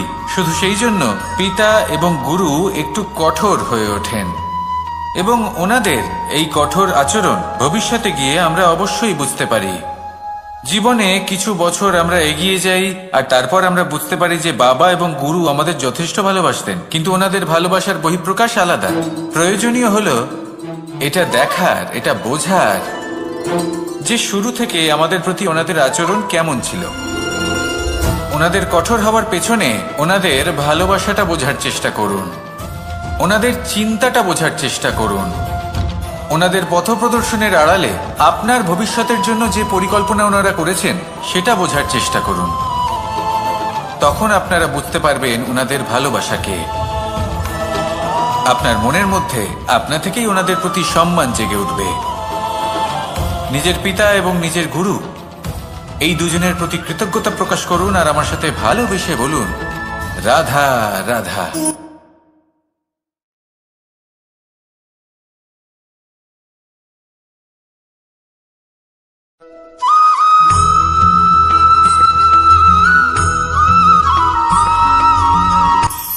কখনো কোনো বাগানের কোনো বৃক্ষকে দেখেছেন যেখানে সুগন্ধি ফুল থাকে, রসালো ফল থাকে? তখন মন প্রফুল্ল হয়ে ওঠে, মন থেকে সেই বৃক্ষের প্রতি ভালোবাসা জন্মায়। কিন্তু যিনি বাগানের মালিক, শুধুমাত্র তিনিই জানেন যে কিভাবে এই বৃক্ষকে আগলে রাখতে হয়, কিভাবে তার পরিচর্যা করলে এতে সুন্দর সুগন্ধি ফুল হবে, রসালো ফল হবে। কখনো কখনো প্রয়োজনের থেকে বেশি রোদ পেলে এই বৃক্ষগুলি শুকিয়ে যায়, প্রয়োজনের থেকে কম রোদ পেলেও এই বৃক্ষ কিন্তু শুকিয়ে যায়। প্রয়োজনের থেকে কম জল যদি পায় এই বৃক্ষ শুকিয়ে যেতে পারে, প্রয়োজনের থেকে অতিরিক্ত জল যদি পায় তখনও এই বৃক্ষের শিকড়গুলি নষ্ট হয়ে যেতে পারে। এবার এটাই কিন্তু আমাদের সংসারের সাথেও হয়। আমাদের সংসারের সকল প্রতিভাশালী ব্যক্তি, যেমন লেখক, বিচারক, প্রবক্তা, যোদ্ধা, এদের সবার ক্ষেত্রে এই কথাটাই প্রযোজ্য। যদি বেশি প্রশংসা করা হয় তাহলেও এরা হারিয়ে যাবেন। প্রয়োজনের থেকে বেশি যদি নিন্দা করা হয় তখনও তারা নত হয়ে পড়বেন।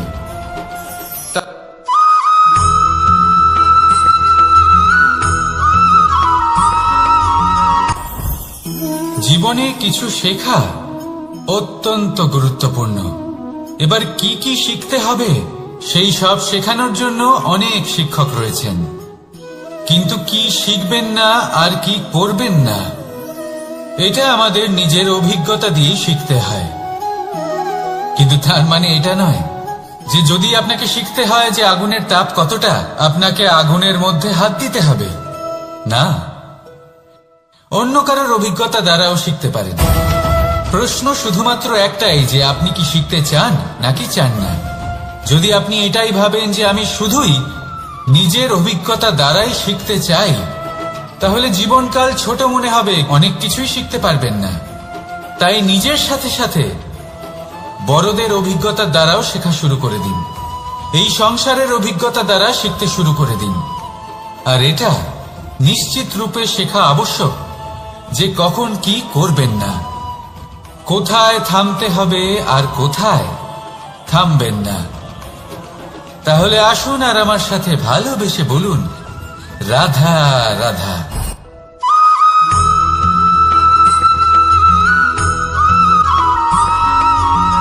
এই সংসারে সবথেকে বেশি কোমল বস্তু হলো রেশম। এই রেশম এতটাই কোমল হয় যে এর পুরো একটা থান শুধুমাত্র একটা হাতে ধরা সম্ভব। কখনো ভেবে দেখেছেন এই রেশম কিভাবে হয়? একটি কীট তার লালার দ্বারা উৎপন্ন হয়। এই কীট সেই রেশমকে পাক দিতে থাকে, পাক দিতেই থাকে, দিতেই থাকে, আর আস্তে আস্তে তার মধ্যেই জড়িয়ে পড়ে। শেষে ওর এই সুন্দর অমূল্য সৃষ্টি রেশমের এই সুতো তার নির্মাণ কার্য পূর্ণ হয়, কিন্তু তাতেই ও নিজে বন্দী হয়ে যায়। নিজেরই মায়াজালের এই বন্দী গৃহে নিজেই ফেঁসে যায়। এবার এই সুতোকে ব্যবহারযোগ্য করে তোলার জন্য এই কীটগুলিকে এই কবচের সাথেই ফুটন্ত জলে ফেলে দেওয়া হয়। এই সংসারে যদি আমাদের স্বপ্ন এই সংসারের দুঃখ হরণ করার জন্য, এই সংসারে সুখ বিতরণ করার জন্য হয়, তবেই আমাদের প্রগতি সম্ভব। যদি আমাদের এই স্বপ্ন শুধুই আমাদের এবং আমাদের স্বার্থ সিদ্ধির জন্য হয়, তাহলে এই স্বপ্ন আমাদের অন্ধ করে দেবে, আমাদের অন্ধকারের পথে নিয়ে যাবে, আর আমরাও সেই কীটের মতো হয়ে যাব। নিজেদেরই মায়াজালে আমরা নিজেই ফেঁসে যাব। আর শেষে আমরা যদি কিছু লাভ করি তা হবে একাকিত্ব, অন্ধকারময় মৃত্যু। তাই স্বপ্ন অবশ্যই দেখুন, কিন্তু এমন ভাবে স্বপ্ন দেখবেন না যে তার এই বন্দিগৃহে আপনি নিজেই ফেঁসে গেলেন। স্বপ্ন দেখুন পরোপকারে।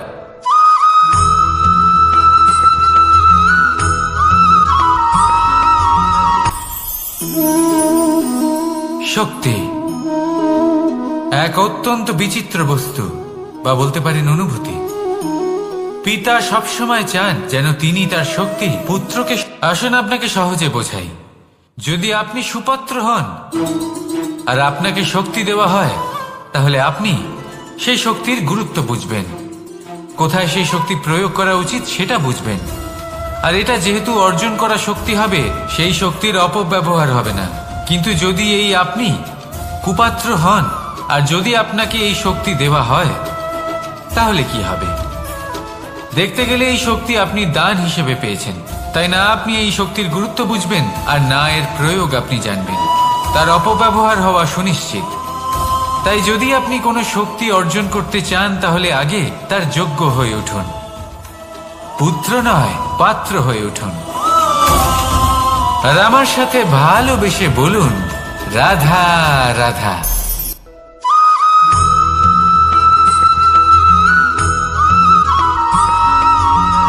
এই সংসারে প্রত্যেক মানুষ এটাই চান যে তিনি যেন ধনবান হন, আর্থিক অবস্থা তার ভালো থাকে, ওনার বাড়িতে লক্ষ্মীর আগমন হয়। কিন্তু সেটা হবে কি করে, সেটাই হলো প্রশ্ন। কেউ বলেন যে যদি পরিশ্রম করো তাহলে ধন অর্জন সম্ভব, কেউ বলেন যে যদি বিদ্যা লাভ হয় তবেই ধন অর্জন সম্ভব, কেউ বলেন যে যদি বলশালী হও তবেই সম্পন্ন থাকবে। ভালো কথা, যদি তাই হয়ে থাকে, তবে দিনমজুর সারা দিন পরিশ্রম করেন, তিনি কেন ধনী হন না? অনেকজন বিদ্বান মানুষ আছেন এই সংসারে, তারা কেন ধনবান হন না? অনেক সংখ্যক বলশালী ব্যক্তি আছেন, তাদের কাছে ধন নেই কেন? তাদের কেন ধনের অভাব হয়? আবার এমনও কিছু মানুষ আছেন যারা পরিশ্রম করেন, তারা দিনমজুর, কিন্তু তারা ধন অর্জন করতে পারেন। কিছু বিদ্বান ব্যক্তি আছেন যাদের কাছে অধিক মাত্রায় ধন রয়েছে। কয়েকজন বলশালী ব্যক্তি রয়েছেন যাদের কাছে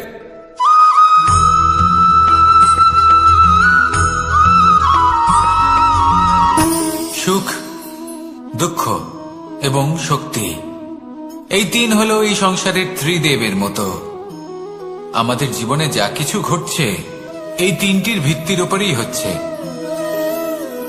আসলে এই সংসারের একটা নিয়ম আছে, যখনই আপনি কিছু লাভ করেন, এই সংসার আপনার পরীক্ষা নেয়। এটা জানার জন্য আপনার পরীক্ষা নেয় যে আপনি যা কিছুই লাভ করেছেন, আপনি কি আদৌ সেটার যোগ্য কিনা।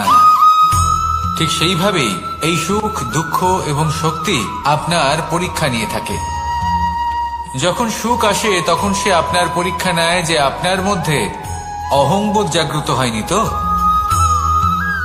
যদি অহংবোধ চলে আসে তাহলে সুখ সেখানেই সঙ্গ ত্যাগ করে। দুঃখ আপনার ধৈর্যের পরীক্ষা নিতে থাকে, আর যদি আপনার মধ্যে ধৈর্য না থাকে তাহলে এটা আপনাকে আরো বেশি দুঃখের গভীর অন্ধকারে ঠেলে দেবে। সেখানে শক্তি পরীক্ষা নেয় আপনার বিনম্রতার।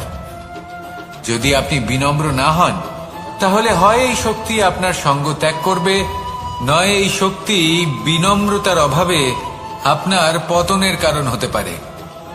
এই সংসারে যে কোনো ব্যক্তি যিনি এই পরীক্ষায় উত্তীর্ণ হয়ে থাকেন, এই জীবনে তিনি সাফল্য লাভ করেন।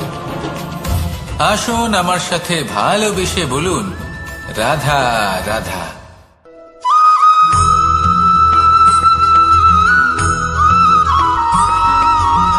পঞ্চতত্ত্বের মধ্যে দ্বিতীয় তত্ত্ব হল ধরণী, ভূমি, যাকে আমরা ধরণী মাতা বলি। এই ধরণী ধৈর্য ধারণ করে, আর এর উপরেই আমাদের সমগ্র সংসার নির্ভরশীল। কারণ এই ভূমি সহ্য ক্ষমতা রাখে, এর সহ্য ক্ষমতা হল অপরিসীম। সন্তান যতই আঘাত প্রদান করুক না কেন, প্রেম পূর্বক সহ্য করে, আর তার বদলে অমূল্য রত্ন প্রদান করে।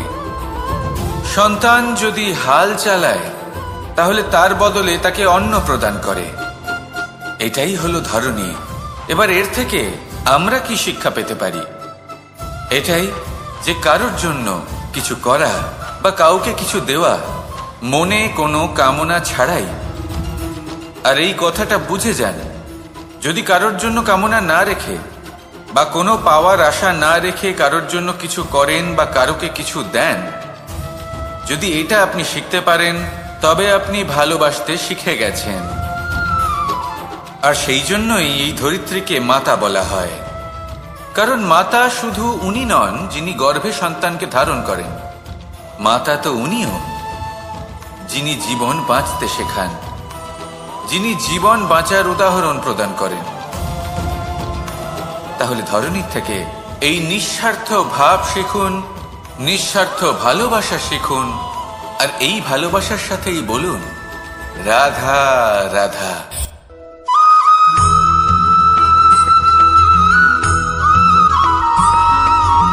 মানুষ জন্মগ্রহণ করে, তার সাথে ভয়েরও জন্ম হয়।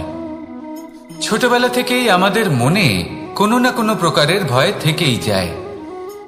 কেউ এই বিষয়ে ভয় পায় যে তার কোনো বস্তু তার থেকে দূরে চলে যাবে, কেউ এই বিষয়ে ভয় পায় যে আমি নিজেকে হারিয়ে ফেলব, কেউ এই ভেবে ভয় পায় যে আমার প্রিয়জনেরা তারা যেন আমার থেকে দূরে না চলে যায়, কেউ এই ভেবে ভয় পায় যে আমরা যেন পথ না হারিয়ে ফেলি, আদি ইত্যাদি। কিন্তু সত্যি কথা বলতে ভেবে দেখুন এই ভয় বাস্তবে কি?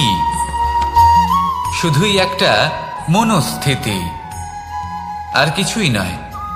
যা কিছু আপনি জীবনে পেয়েছেন তা একদিন আপনাকে হারাতে হবে। এই জীবন হলো আপনারই, কিন্তু তাও একদিন সমাপ্ত হবে। তাই ভয় পেয়ে কি লাভ? এই ভয় শুধু আপনাকে জীবন যাপন করা থেকে বাধা দিচ্ছে, আর কিচ্ছু নয়। পথ হারিয়ে ফেললেই বুঝতে পারবেন যে নতুন পথ কিভাবে বানাতে হয়। কিছু মানুষকে জীবন থেকে হারালে তবেই আপনি বুঝবেন যে আপনার আপনজনকে। এই ভয়ের কারণে ভীত হয়ে থাকবেন না। এই তারা নক্ষত্র অন্ধকারের অভাবে গুরুত্ব হারায়। শিবকেও মহাদেব হওয়ার জন্য বিষপান করতে হয়েছিল। প্রত্যেক পরিস্থিতি, প্রত্যেক সাফল্য আপনার পরীক্ষা নেবে, তাতে উত্তীর্ণ হওয়া হলো আপনার কর্ম। যখনই আপনি ভয় পাবেন বা সংকটের সম্মুখীন হবেন, তখন সাহসের সাথে তার সম্মুখীন হন। মনে রাখবেন, যে সম্মুখীন হতে জানে সাফল্য তার সাথে সবসময় থাকে। আসুন আর আমার সাথে ভালোবেসে বলুন রাধা রাধা।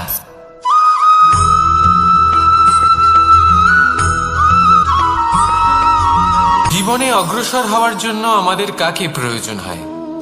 মাতা পিতা, বন্ধু, প্রেম, সাহায্য, অর্থ, পরিশ্রম, আশা। ভিন্ন ভিন্ন মানুষ ভিন্ন ভিন্ন বিকল্প চয়ন করে। যদি আমি আপনাকে বলি তাহলে জয় আর পরাজয়ের মন্ত্র দুটো শব্দের উপর নির্ভর করে, মেনে নেওয়া আর দৃঢ় হওয়া। যদি মেনে নেন তাহলে হেরে যাবেন, যদি দৃঢ় হন তাহলে নিশ্চিত রূপে জয়ী হবেন। যদি কখনো আপনি ক্লান্ত হয়ে ওঠেন, আপনি দুঃখী হন, পুরোপুরি ভেঙে পড়েছেন, তখন মেনে নেবেন না যে আপনি ভেঙে পড়েছেন, নয়তো হেরে যাবেন। তখন উল্টে স্থির করবেন যে যাই হয়ে যাক না কেন আমি জয়ী হবই। আর আপনি দেখবেন যে জয় নিশ্চিত রূপে আপনার কাছেই আসবে। তাহলে এই কথা মনে রাখবেন আর আমার সাথে ভালোবেসে বলবেন রাধা রাধা।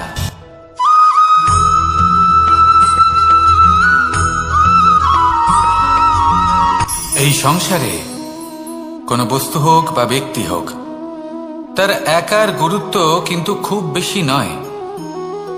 একটা উদাহরণ হিসেবে বৃষ্টির ফোঁটাকে ভেবে দেখুন। যদি একটি বৃষ্টির ফোঁটা হয় তাহলে তার খুব বেশি গুরুত্ব থাকে না, কিন্তু যখন সহস্র বৃষ্টির ফোঁটা মেঘের মধ্যে দিয়ে ঝরে পড়ে, তখন সেটা বর্ষার রূপ ধারণ করে।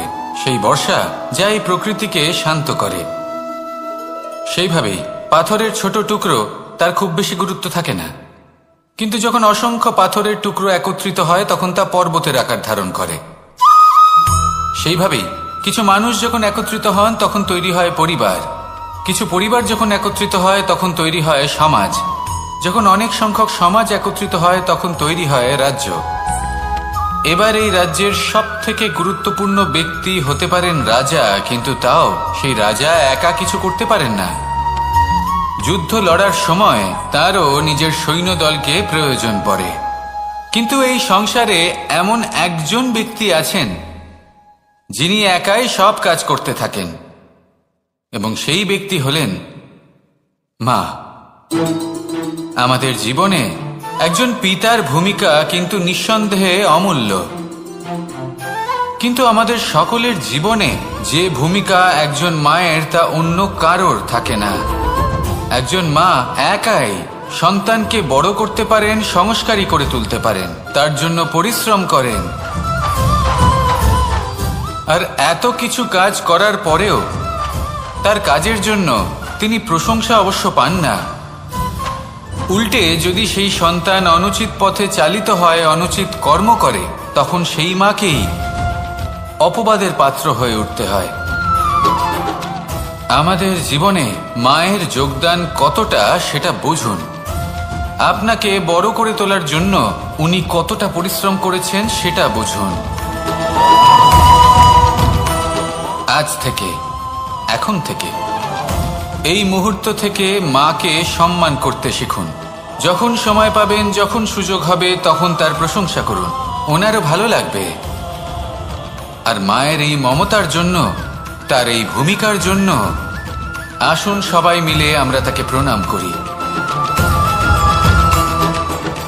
আর সকলে মিলে ভালোবেসে বলি, রাধা রাধা।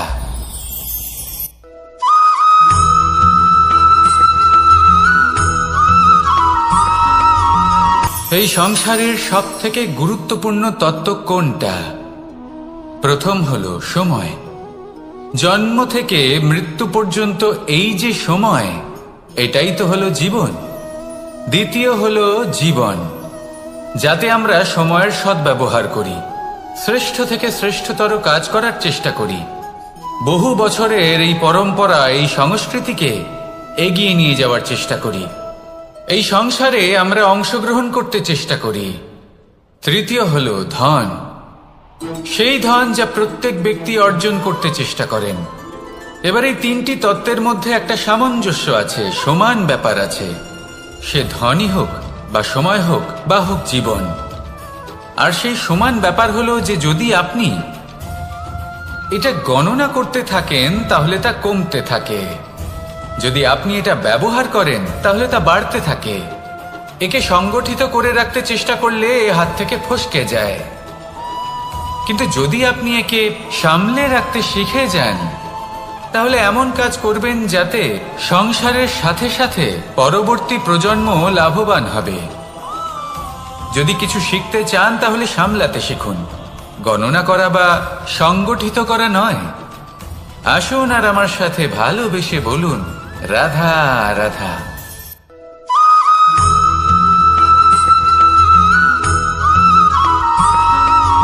কথায় আছে, প্রত্যেক পুত্র তার পিতার প্রতিচ্ছবি হয়, আর সমস্ত প্রতিচ্ছবি চায় যেন সে তার অস্তিত্ব প্রাপ্ত করতে পারে। পুত্র চায় সে যেন তার পিতার মতো হয়, বা কখনো কখনো তার থেকেও শ্রেষ্ঠ হয়। সেটা কোনো অনুচিত ব্যাপার নয়। অনুচিত তখন হয় যখন পুত্র নিজের পিতার মতো হবার স্বপ্ন পূরণ করতে গিয়ে বা তার থেকেও শ্রেষ্ঠ হওয়ার স্বপ্ন পূরণে অনুচিত পথের আশ্রয় নেয়। কারণ তারপরে সে তার পিতার গুণগুলি আত্মসাৎ করতে চায় না। সে শুধুই এটা চায় যে সংসারের চোখে যেন আমি শ্রেষ্ঠ প্রমাণিত হই। এটা অনুচিত। সংসারে এমন অনেক মানুষ আছেন যারা এই কারণে শ্রেষ্ঠ হওয়ার চেষ্টা করেন যাতে তার পরিবারের, তার পিতার সম্মান বৃদ্ধি পায়। এমনও মানুষ থাকেন, আর এটাই হলো পার্থক্য উদ্দেশ্যের। মনে রাখবেন, যদি আপনার উদ্দেশ্য শুভ হয় তাহলে পথও শুভ হবে, যদি আপনার উদ্দেশ্য অশুভ হয় তাহলে পথও অশুভ হবে। তাহলে নিজের পিতার মতো হবার চেষ্টা অবশ্যই করুন, তার থেকেও শ্রেষ্ঠ হওয়ার চেষ্টা অবশ্যই করুন, কিন্তু মনে রাখবেন আপনার সংকল্প আর আপনার উদ্দেশ্য এই দুই শুভ হওয়া উচিত। তাহলে আসুন আর আমার সাথে ভালোবেসে বলুন, রাধা রাধা।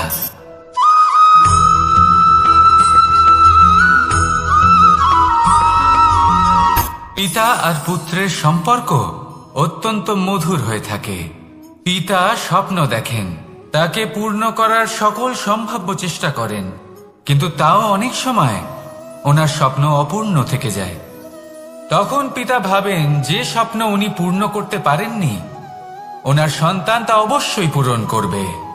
যে স্থানে উনি কখনো পৌঁছতে পারেননি, সেই স্থানে ওনার পুত্র অবশ্যই পৌঁছবে। পিতা নিজের সন্তানের ভবিষ্যৎ নিয়ে সেই স্বপ্ন দেখেন, আর যখন সেই সন্তান সামনে এগোতে থাকে তখন তার দুঃখ হয় না, বরং গর্ব হয়।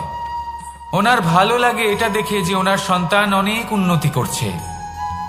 কিন্তু যখন সন্তান নিজের অভিভাবকের শক্তি দেখে, তার যশ দেখে হিংসা করতে থাকে, সমস্যা সেইখানেই শুরু হয়। সেই জন্য সকল সন্তানকে এটা মনে রাখতে হবে, দেখুন, পুত্র হবার সুবাদে, এক সন্তান হবার সুবাদে এটা হলো আপনার অধিকার যে আপনি আপনার পিতার থেকে বেশি উন্নতি করবেন। আপনার পিতাও এটাই চান, কিন্তু সুস্থভাবে এটা করুন। একটা রেখা টেনে নিন যাতে আপনি তাতে এগোতে পারেন আর আপনার পিতার তাতে গর্ববোধ হয়, আর সেই বিষয়ে দুঃখ না হয় যে আমার সন্তান আমাকেই ছোট করার চেষ্টা করছে। ইতিহাস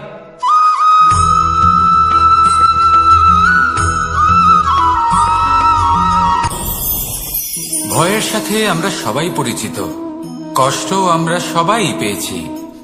কখনো কখনো আমরা অসুস্থ হয়ে পড়ি, আর এমন সময় হলে মাতার মমতা, কখনো বাবার স্নেহ, কখনো বন্ধুদের পাশে থাকার অনুভূতি আমাদের রোগ নিরাময়ে সাহায্য করে। কখনো যদি আমরা নিরাশ হয়ে পড়ি, তখন যদি আমাদের কোনো আপনজন আমাদের দুটো ভালো কথা বলে, তখন আমাদের মনোবল বেড়ে যায়।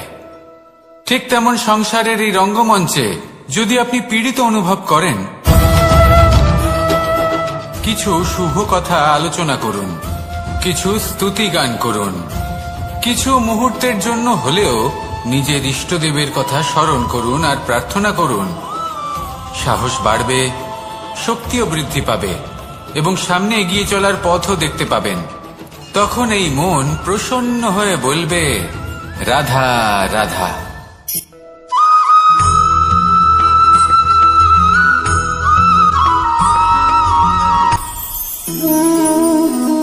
শক্তি এক অত্যন্ত বিচিত্র বস্তু, বা বলতে পারেন অনুভূতি। পিতা সবসময় চান যেন তিনি তার শক্তি পুত্রকে। আসুন আপনাকে সহজে বোঝাই। যদি আপনি সুপাত্র হন আর আপনাকে শক্তি দেওয়া হয়, তাহলে আপনি সেই শক্তির গুরুত্ব বুঝবেন, কোথায় সেই শক্তি প্রয়োগ করা উচিত সেটা বুঝবেন। আর এটা যেহেতু অর্জন করা শক্তি হবে, সেই শক্তির অপব্যবহার হবে না। কিন্তু যদি এই আপনি কুপাত্র হন আর যদি আপনাকে এই শক্তি দেওয়া হয়, তাহলে কি হবে? দেখতে গেলে এই শক্তি আপনি দান হিসেবে পেয়েছেন, তাই না আপনি এই শক্তির গুরুত্ব বুঝবেন আর না এর প্রয়োগ আপনি জানবেন। তার অপব্যবহার হওয়া সুনিশ্চিত। তাই যদি আপনি কোনো শক্তি অর্জন করতে চান, তাহলে আগে তার যোগ্য হয়ে উঠুন, পুত্র নয় পাত্র হয়ে উঠুন। আর আমার সাথে ভালোবেসে বলুন, রাধা রাধা।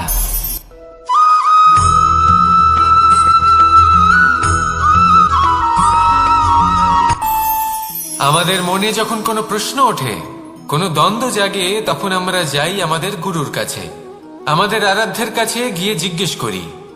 এইভাবেই একদিন আমি পৌঁছলাম আমার আরাধ্যের কাছে, আমার মহাদেবের কাছে, আর ওনাকে প্রশ্ন করলাম যে মহাদেব, জীবনে আনন্দ পাওয়ার, উৎসব পালনের, প্রেম ভাগ করে নেবার, জীবনকে উপভোগ করে নেওয়ার সর্বশ্রেষ্ঠ সময় কোনটা?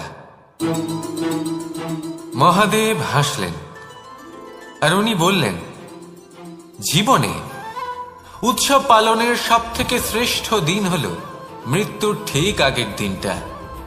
প্রেম ভাগ করে নেওয়ার সব থেকে শ্রেষ্ঠ মুহূর্ত হল মৃত্যুর ঠিক আগের মুহূর্ত। জীবনকে উপভোগ করে নেওয়ার সর্বশ্রেষ্ঠ প্রহর হল মৃত্যুর এক প্রহর পূর্বে। তখন আমি চমকে গেলাম। আমি বললাম, কিন্তু মহাদেব, মৃত্যু তো অনিশ্চিত, আমরা জানিও না কবে আমাদের মৃত্যু হবে। মহাদেব আবার হাসলেন।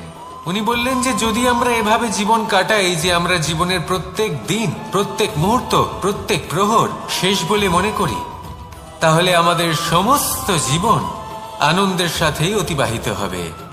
কি বলেন?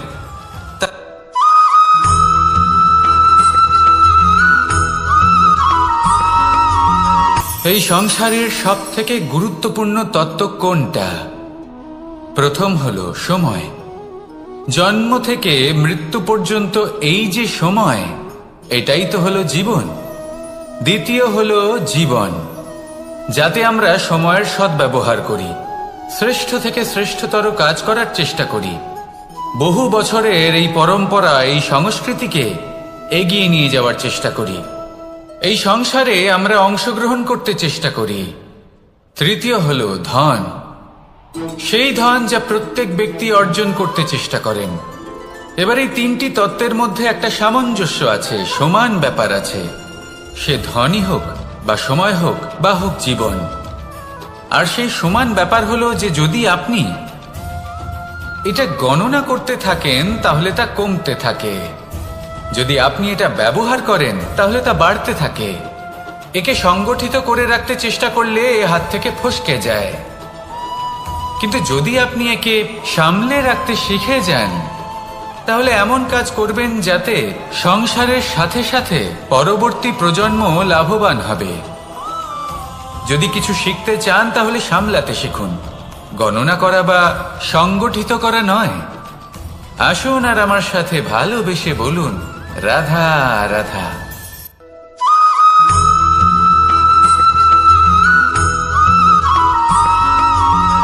যখন আমরা কোনো বনে প্রবেশ করি তখন এই সবুজ ঘাস দেখে, এই কোমল ঘাস দেখে আমাদের মন প্রফুল্ল হয়ে ওঠে।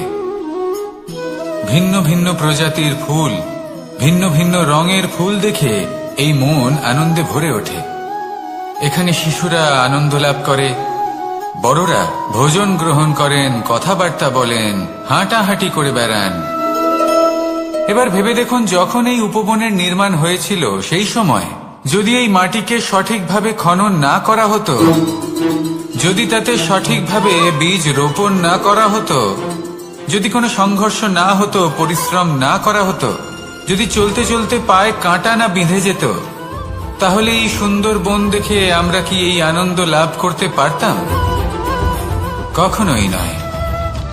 ধরুন কোনো নদীর তটে সুন্দর একটি বন আছে, সেই বনের আনন্দ লাভ করতে গেলে আপনাকে সেই নদী পার করতেই হবে।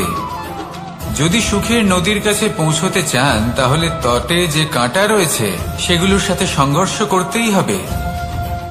এই সংসারে যদি আপনি সুখ লাভ করতে চান তাহলে সুখ লাভের এই যাত্রা শুরু করতে হবে সংঘর্ষ দ্বারা। তাহলে সংঘর্ষকে স্বাগত জানান, এর পেছনেই সুখ রয়েছে যা আপনার জন্য অপেক্ষা করছে। এবার হাসুন আর আমার সাথে ভালোবেসে বলুন, রাধা।